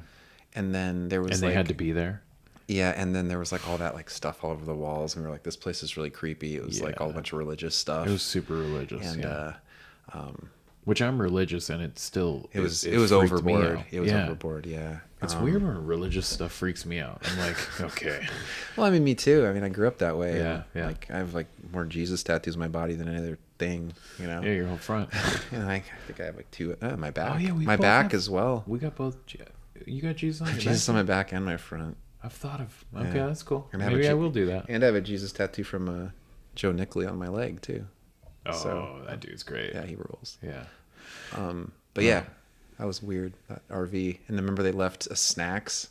And they were open. But they were already opened. But they were full. Like they were full, but they were open. They had a little fridge in there, and they're like, we have orange juice and snacks, and the orange juice was full, but the seal was cracked, and then they had Oreos, but they were open. And we're like, why? Everything was full, but it was already. So we didn't eat any of that stuff. They broke all the seals. Yeah. Like, because as everyone knows, the Yeah. hardest part of opening brand new treats is Yeah. breaking the seals. So they just did that for us. So they were trying to help us out. Yeah. No, but we were super paranoid. Yeah, Like they were trying to poison us. That was around that time though, where I had just left. Yeah. And What was that road trip? what was it? Yeah, like It's talk just, about the. So I just jumped in my car and I'd left the apartment I was staying at. I had 2 roommates. Oh yeah. I was gonna tell you about that apartment. Yeah. So to keep the costs down, because I knew I was planning on leaving. I had like this time period. I was like, I think it was like by summer I want to leave. Yeah. It's a good time to leave Las Vegas, by the way. It is. It was gonna get hot. I knew it. I knew I couldn't do it again. Yeah. It's bad. In the heat when there's a coffee shop literally walking distance across the street, but you still jump in your car to get there. Yeah. Like I can't do that.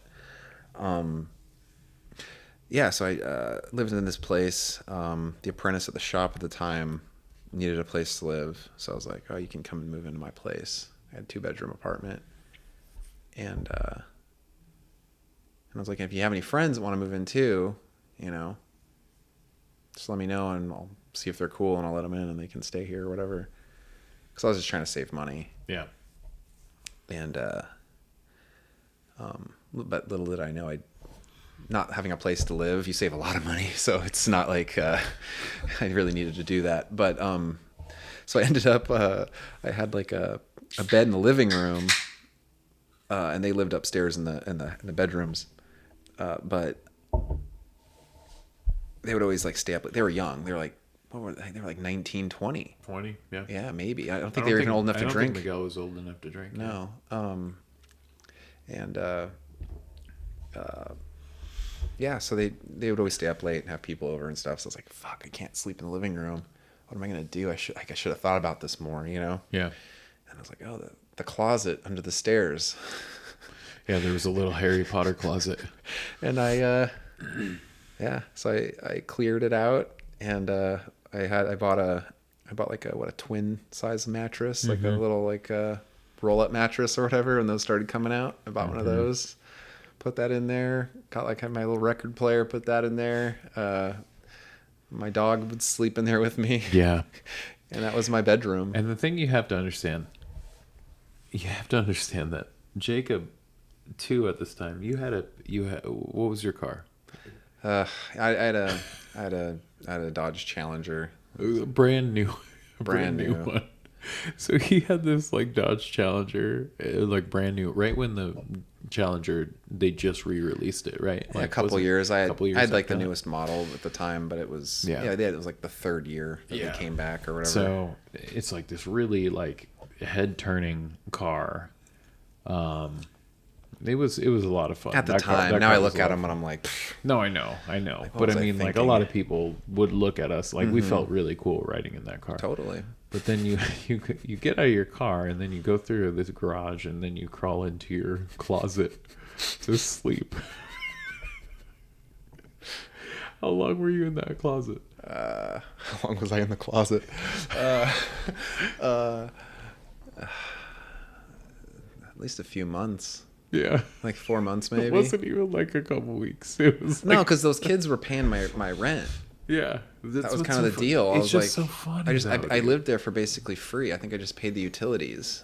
And at Classic, it was a decent shop. Like we did Yeah, okay I was there. fine. Yeah. I was fine. It wasn't because I was broke. I was just I was in some debt from stuff, and then I bought that stupid car thinking that was a good idea. Yeah. And so I was just like, I'm gonna save as much money as I can, and then yeah, after that I was also on the road for 6 months.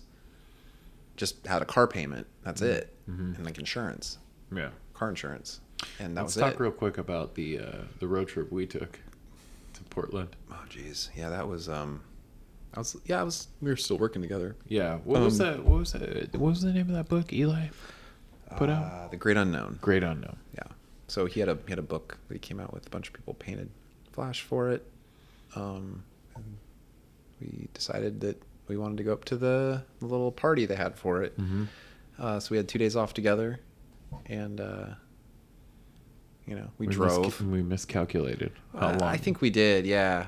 Because I remember thinking, 12 hours, so that's 24 hours of driving. I don't know how we miscalculated. I mean, iPhones were a thing at that They point. were a I don't, thing. so I don't know what. We didn't realize we had miscalculated until we got to like the Bay Area. Yeah. Because we were like, okay, so that was like 7 hours. And I should have known. I mean, I've lived in Portland, but prior to that, It was just dumb, and on a whim, we were like, okay, so It's like I last think it was minute. like that day we were realized, working together, and it was like, well, we have 2 days off, and I think I was talking about like I'd like to go because the book show's the show is tomorrow. It was like tomorrow, Yeah. and then so we're like, well, if we drive right now, we'll make it. We can get there by the morning and have do stuff in Portland and then go to the thing. Yeah, so we worked a full day of work. But we got there like when I don't think we even got there. Like we got there and then we had to go straight to the gallery or whatever it was. It was like at some like shoe place, may have like a sneakerhead shop or something. I think we may have like slept somewhere or like stopped somewhere. Might have just slept in the car. I don't remember. I think we stopped at like Mount Shasta. Yeah. I think we stopped for a minute. Oh, and just slept in the car for Yeah. a few hours probably. But yeah, we went there and then we just hung out. Next day, stayed at my friend's house.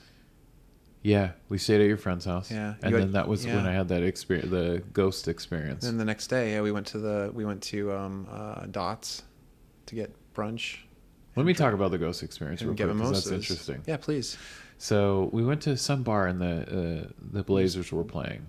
Remember? It was Dots. Oh, okay. Well, the night before that was Dots, or no, that might not. No, we went to Dots. Dots in the was the morning, right? Mm-hmm. So we went to this bar, and I go in the bathroom, and some dude is, I don't know, drunk dude. It was a bunch of people at that bar, way before social distancing, and and he, I was in the bathroom. It was like one at a timer bathroom, and the dude's like shaking the door handle, shaking the door handle, like trying to get me to hurry up or whatever. So I walk out. I'm like, bro, like I was going to the bathroom, And he's like, sorry, dude, didn't know that anybody was in there. I was like, okay, well, that's stupid, but all right. And then, that was all that it was. And then the next morning we go to Dots, and this was one of like, I hadn't been to was it my first? No, it was like, I think I'd been to Portland before. I don't know. It was the first time I'd been to Portland with you. Yeah. So I hadn't been to Portland very much. But we go to this place Dots, and we're having like mimosas and drinking and having fun. And I have to go to the bathroom, and you kind of walk down like this like hallway, and I'm in this bathroom, and all of a sudden I hear the door shaking again. I'm like, dude, what is it? And immediately my thought is like, what is it about these Portland people? They're really impatient, Yeah. And I had already finished drying my hands, or like washing my hands.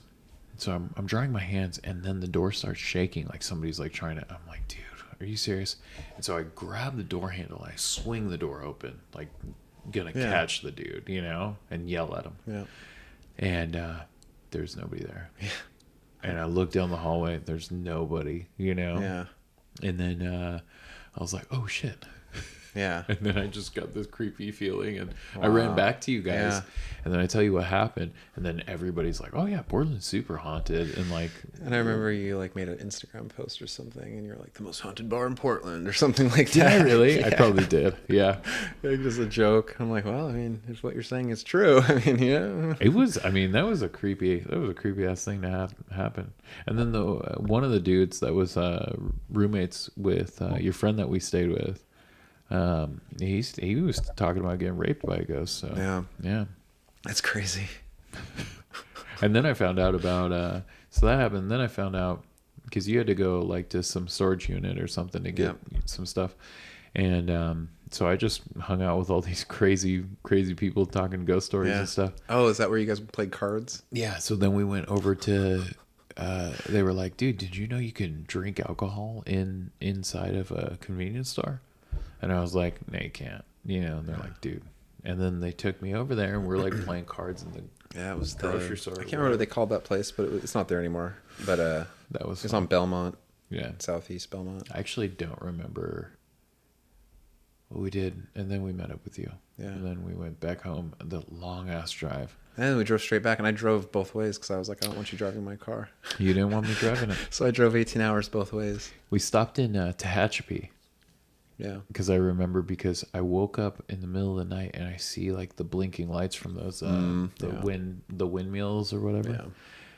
And I don't know, for whatever reason, just hung over and like feeling like garbage after driving. I was just like, this is the worst. Dude. And we're like, fuck, dude. We drove more than we actually spent. We drove time more in than we Portland. hung out. Absolutely. Yeah. I mean, yeah, it's ridiculous. it was a fun trip. It's a very memorable trip, but it was the dumbest use of 2 days off. And then we got back, and then I think Just had to go right back that to work. afternoon we worked, right? Yeah. I think, yeah. I feel like that's all we did. Stupid. Like, we just like did crazy shit and then just worked. That was it. Yeah. I don't think I ever like was just like, I'm just gonna stay home today and just chill. No, we never just chilled. Like, because at that point I wasn't, I'm like a video game nerd and stuff. But like for whatever reason, like when I lived in Las Vegas, I barely played video games. Yeah. I just hung out with like you guys and just. And I love video games. That's so crazy. We never we never played video games together. Really, I don't think. No, I don't think so. Yeah, and Not really. No. It was weird. There's just too much to do, too much trouble to get into. That's what Las Vegas, dude. It's just too much trouble to get into. And then gambling. I guess that's gaming in its own weird self. So that's probably what I replaced it with. Yeah, we gambled so much, dude. I never gambled as much as I did. Yeah, and you like finally win some money, and you're like, oh my god, yeah. But then you think about it, and you're like, oh well, yeah, probably spent $2,000 to win $400. Mm-hmm. So whatever. Crazy, man. Okay, so from Vegas. Let's talk about my gambling addiction. I just don't want to walk down the gambling road, because then I'm like, well, what do we want to bet on right now? Yeah. Who wins this fight right here? Ooh, that's it. Hulk Hogan. No, that's Bam Bam Bigelow, and that's Earthquake. Wait, who is that? Oh, that's his move. Oh, the earthquake move, yeah. Is that Bam Bam Bigelow? I don't remember. Who's the cop? I don't know. Anyway. It's good looking, dude. Probably can't even see it in the video, or if you're listening, you can't see it at all. Yeah. So, but so right. So then we went to our. We both moved to Portland together. No, but then you from Vegas, where'd you go? So from Vegas, I started my road trip, and I just I drove around the entire United States in my gas guzzling car during the most expensive time to buy gas in the history of the United States. It was very expensive then. And I was buying premium gas, but I wasn't paying rent. So, they come in roundabouts, baby. Yeah, man. No, but I really wanted to get some experiences and just do something different and meet people in tattooing. And at that point, Instagram was being more helpful with making appointments. So I was like, oh, I'm going to just try to travel and see if that works out, Mm-hmm. So yeah, I just drove around the United States for like 6 months. Didn't have an apartment, nothing. Just did it. Lived in my car. I got rid of most of my stuff and just had the important stuff with me in my car. Like important enough, not like if it got stolen, it wouldn't be too terrible. I dropped off super important stuff at my parents' house, before I did that in California. And just traveled around, did a ton of guest spots, just trying to be more bold about like hitting people up and just, little connections I've made in the past from doing a couple conventions and stuff, just trying to get a hold of people and asking like, hey, do you know, I'm going over this direction. Do you know anyone over there that would like let me guest spot, because I don't like just being like, hey, can I guest spot? It's weird. Yeah, you want to have somebody like kind of vouch for you. You want to at least have an invite or at least know somebody that can vouch for you. Exactly. Yeah, vouch for you. So did that, and I met a ton of people. Like everyone I know now is from that time period. That's cool. Yeah. Like I think and after that 6 months, I did the math. I guest spotted over 30 tattoo shops. Damn. Yeah. That's cool. In 6 months. That's tight. So you were tattooing pretty regularly then. Yeah, and at the time, and I can say this like pretty confidently now, like at that point, I could go to a guest spot and be busier than if I went to did a guest spot now. Really? For sure. 100%. Yeah. I don't know what it was. I don't know if it was just not a lot of people were like on the traveling bug at the time. I'm not saying I'm the first guy that there was a ton of people that traveled, obviously, always. but it obviously got way popular to just like, because if you go to do a guest spot, and obviously right now. I did one today. Yeah, but you know what I mean. It's just not. It's not happening as much right now. Yeah. But 3 years ago, if you went to did a guest spot in New York, which this is just from experience, there's 6 other people guest spotting just in that part of town at the same time who all do similar enough tattoos to you. You know, so you're kind of like, unfortunately, competing. Yeah. And then you have everyone else in town too. Right. So it's. But it is true, actually. What you're talking about, though, I didn't like, because I've been posting a couple of things because I was in San Diego last weekend, Portland this weekend. I haven't seen anybody posting anything like, because it used to be all the time. I mean, not when you were doing it, but for a little bit right after you were doing that. Yeah. It was like you'd be rolling through your feed and you just see like, I mean, there were New York, going to Greenpoint, going to, you know what I mean? Like, just all sorts of. Yeah, I mean, like I went to working actually Greenpoint, for example. At one point, and I was there, and I think they had like 3 other guest artists there at the same time. Yeah. Like Tommy Chambers was there, Rich Hardy was there. Yeah. That's when you got tattooed, right? No, I didn't get tattooed. Andrew Vidakovich was there. He wasn't tattooing yet, but he was like, super pumped apprentice, doing apprentice guest spots, basically. I don't know, that's what I would call it, I guess. Just going and hanging out and painting. Yeah. He was there. That's the first time I met him. And this was obviously down the road later from where I left off at. But yeah, but just an example of like, just one shop had like 3 people. And then you have like Rich, and you're like, oh my God, this guy's way too good. Why am I here? And I'm talking to him, and he's like, and I'm like, how long have you been tattooing? And he's like, but at that point, I think been like around the same time, or maybe even less. And I'm like, don't tell me that. Yeah. But no, he rules. Yeah. So I'm doing that road trip, and I met everybody like that I know now. That's like cool. I met I think I met Dave Halsey doing that. I think I met oh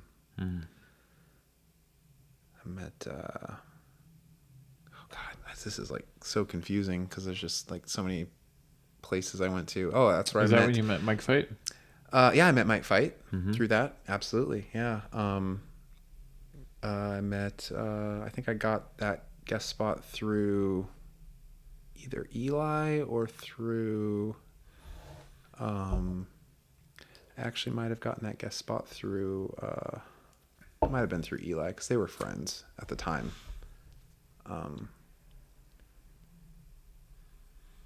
That was cool. I remember I went to Nashville and met Mike Fight for the first time, and he was working at, I don't remember the name of the shop, not the shop that he worked at, not at Gold Club. This was before Gold Club. I didn't have, at that point, I was kind of not burned out, but I was tired, I'd done a lot of driving and just going to a bunch of different spots and stuff. And did like a walk-in, like some cowboy boots, of course. And they gave it to me. They're like, oh, there's 2 of them. You want to do one and Mike will do the other? I was like, yeah, it's tight.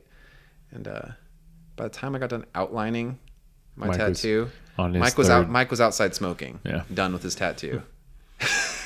Same exact design. I can't remember if I drew it or he drew it. One of us drew it and we just tattooed it, right? No, I remember now. I drew one element of it. I think I drew the boots and there was like a cowboy hat or something. Like I drew one part and he drew the other. And I was like, I just met this dude and I'm like, he's like sick. And like, we're like drawing this tattoo together. And I'm like, this is crazy. But yeah, fucking lined it. He's done. He's and I, this is at the time where I'm like, I'm doing everything with like 14 liners and like loose 9s and so I'm like, this should probably be a tight 7, be responsible here. And I'm just like, I can't even see the needle, know. Yeah. But it was pretty sick. Yeah, that's cool. That's a cool experience, Yeah, man. it was really cool. But I wish I could just go through and name everybody. But I met some really good people, like this guy Corey up in on the East Coast, up in Rhode Island. Stayed with him for like a week. It was really awesome. Had like a private studio at the time, and he had like a cool like little living area there with a bathroom and stuff. So I just stayed there for like a week and had appointments there, and went up to spent time with Ryan in Massachusetts when he was still living there. Ryan Metz. Yeah. And spent like a good week or so with him. That's when I met Zampiri. Oh, cool. Yeah. I met him, and then we did a convention with Spencer Chase. Cool. And we all four of us went and did a convention. FBC, right? FBC. Very short-lived. It was awesome. Yeah. Um, Oh, man, I remember getting jumped in. it's rough, man. It's terrifying. Traveling's important. I know it's like hard to do now, but if we can ever travel again, I recommend people do it. Yeah, definitely. Even if they're not tattooing, just travel. Just travel. It's sick. If and after doing that, it like I'll never be scared to just drop everything and just do something. I've kind of never. I don't know. I guess I did that before that, but like even just sell everything you own, don't have a place to live, and just go. Yeah. It's gonna be fine. Especially if you have a job, or you have a job like tattooing. Like you're not gonna be homeless. Yeah. Or you could be homeless, but you If you have some skill. You know, I lived in my car, like, but it was fine. Just, I need to shower tomorrow. Okay, I'll just rent a hotel room then. I did, 6 tattoos yesterday at the shop. You know, Gives you like, perspective. But then the next day I'm gonna stay in my car. Yeah. You know, Yeah. just because like, I don't know, it's weird. Yeah, you realize how little you actually need. You don't need a lot. Yeah. We're spoiled. People are spoiled. Yeah. Yeah, that's really cool, man.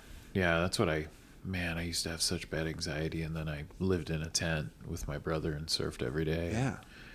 And then realized, I don't eat anything. I had No. peanut butter and bread, and that's what I ate. Yeah, and like, we had a really amazing time. It's really fun. And it's freeing when you get rid of all your bullshit, you know? Your mind, and I say it every time I talk about this, it was I had the least amount of anxiety in my entire life during that 6 months. Yeah. Like I didn't have one panic attack, one, Really? you know, and I get them like probably once a week. Yeah. Yeah, you almost had one this I morning. almost had one. I almost had one this morning. Yeah, and it's, you know, I had one when I worked with you at Classic. Yeah. During Friday the 13th. Yeah, I remember that. Oh man. Yeah, it was terrible. And I went back out and did more tattoos. I think I did 40 tattoos that day or something. That's crazy. What, you weren't allowed to leave? What was it? That wasn't allowed to leave. I freaked myself out. It was just too many. Yeah.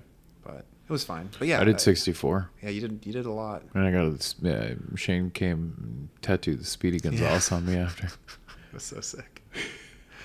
But That was fucking terrible though. I'll never do that again. But yeah, man, just go back to traveling. It's just so freeing. Like when you don't have responsibilities except for just like waking up and just doing your tattoos or whatever. It's like, okay. So you met a lot of people on the road and traveling around, and then after your road trip around the country and living out of your car, where'd you go from there? Went back to Portland. Portland was just, was heading back. I did the longest drive of my trip. I was in Ypsilanti, Michigan, at John Larson's shop, which was awesome. Yeah. That guy's a riot. Yeah.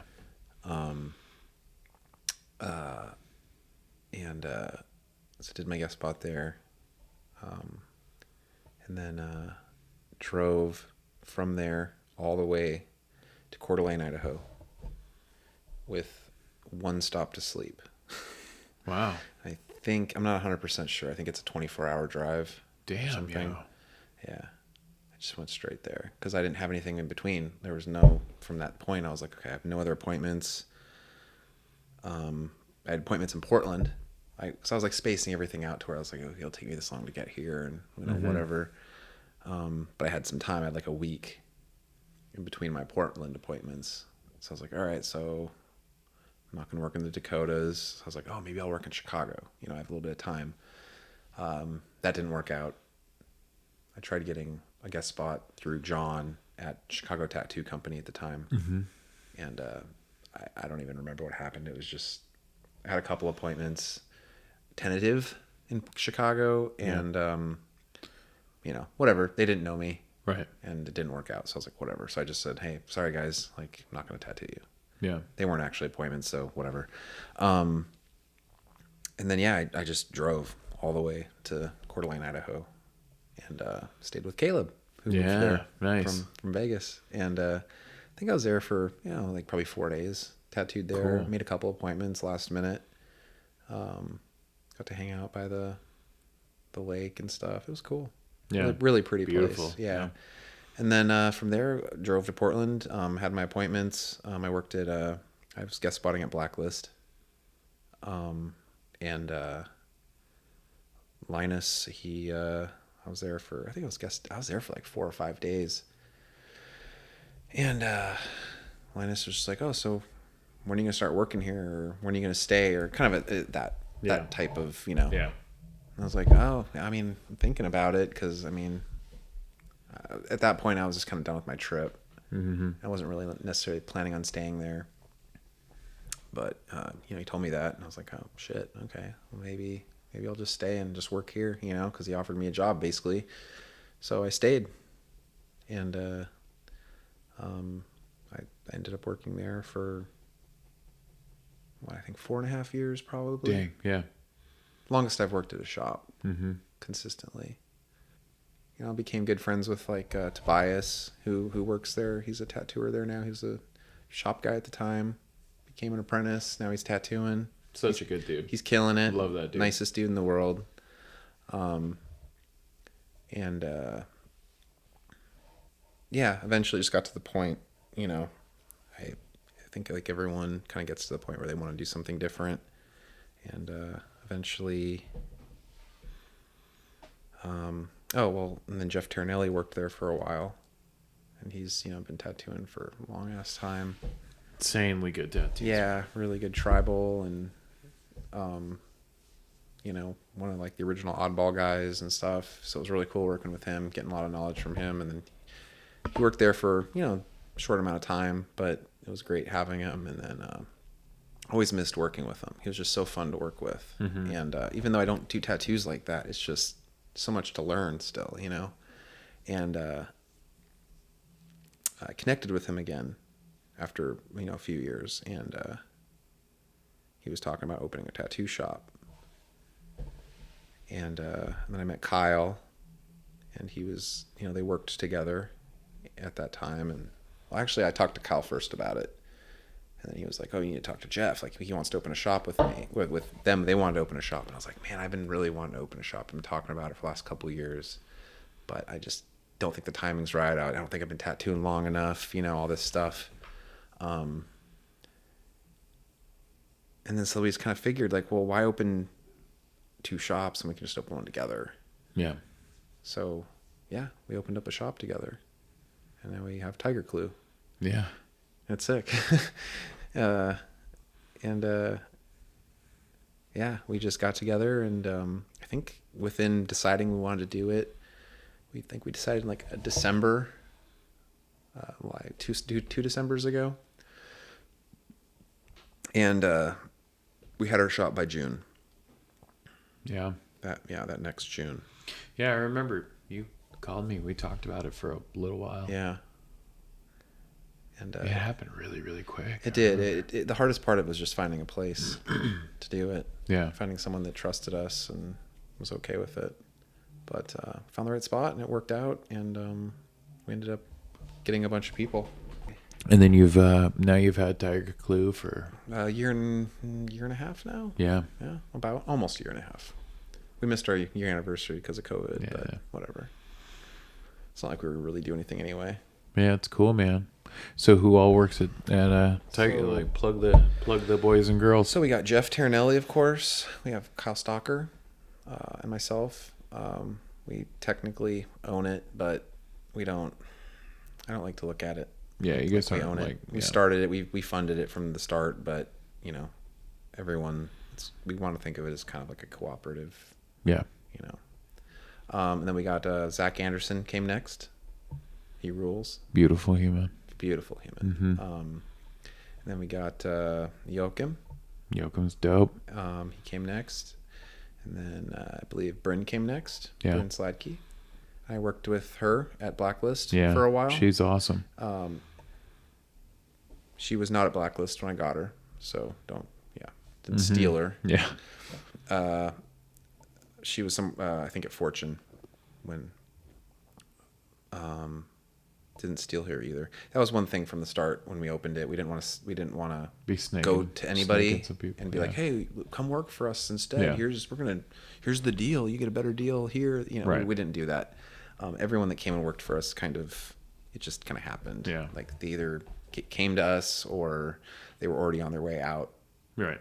And, you know, since I'm friends with everyone that works there, if someone's going to leave their shop, they're going to tell, you know, their Yeah, friends. you kind of put your feelers out. Like, Yeah. So, you know, I'd always been texting back and forth with Bryn. So, yeah. So she ended up working. And then Nick Dirks works with us now, which is awesome. Yeah. Love that dude. I worked with him at Blacklist as well for a while. He apprenticed under Olivia there. And I heard he was trying to leave the shop he was at. So I texted him. I was like, "Hey, man, do you want to come by and chat?" And I asked Kyle and Jeff and the dudes and Bryn, and everyone was like, "Yeah, let's do it." So we had him come in, and he was down. Yeah. And then that's it. It's all of us, 7 people. Yeah. Everybody, no one really does the same kind of tattooing. Everybody's kind of different. Which, if you would have told me that, like, I don't know, 3 or 4 years ago even, I would have been like, I don't want to work at a shop with a bunch of diversity in tattooing. I No. want everyone to tattoo the same, you know? But I'm glad. We Well, don't have that. it's different too because everybody's so pumped on everybody's everybody's stuff, man. It's really cool to see people doing like such different tattoos and then being like, yo, that's sick. Like Jeff looked at that oh man, dude, that tiger That was good. that Joachim did. It was man. sick. Yeah. And he was like, dude, you know, giving him like a solid ass why he liked that tattoo. It's cool. It's a really cool vibe. The vibe there is amazing, and I really like it. And I wouldn't normally think that like having such diverse crew would have that kind of like being able to feed off of each other, but And that was probably my thought a few years ago. yeah. You know, I wouldn't have thought that. Yeah. But it works really well, and we all hang out when we can, and everyone since we've started has already gotten better at tattooing. I can tell. Yeah, I you can were just telling tell. me that. That's crazy. It's weird. It's Like, dope, I mean, it's not weird, but No, yeah. tell. It's good that you guys are able to grow with each other, man. For sure. It's great, man. Thank you. Great shop. Wonderful, inviting. Everyone's just killing every single tattoo. It's super intimidating. Or try to guest spot there, but you know, it's dope, man. It's intimidating working Super there. fun. Yeah, that's what it should. That's how it should be, man. It should be intimidating. You know, I helped open it, and I'm still intimidated sometimes going in there. That's cool. So Hell yeah, man. Well, shoot, man, we've been talking for a while. yeah. Do you want to plug anything? You just put out this cool the book shop. that you did. Oh yeah, I just got a book through these awesome dudes, Black Dagger. They started putting out monthly books on different tattooers. Yeah. And it's great. I have a few of them already, and they just released mine last month. I think it's book number 10? Wow, cool. Yeah, it's cool. You can sign up for like a subscription. Yeah, and you then can. get, like, if you go to their website, I think it's Black Dagger Books. They have an Instagram and website, and you can get a subscription. It's cheaper per book to get the subscription. They'll send you a book every month.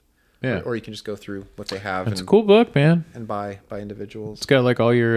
It's got like photos of your prints and like kind of close up shots. It's got a bunch of paintings I've done over the last prints. couple years. Yeah. Paintings. Sorry. It's prints of your paintings. Yeah. On the pages. Yeah. And then the shop, Tiger Clue. We have a website, tigerclue.com. Mm-hmm. Tigerclue.com. I thank you so much, man. Thanks for talking with me. We had a long weekend. Thank you for doing this, dude. I know we're both, beat from a fun weekend, but yeah, it was fun, man. Yeah, dude. Well, thank you so much, dude. I love you, buddy. Thanks, man. See you later.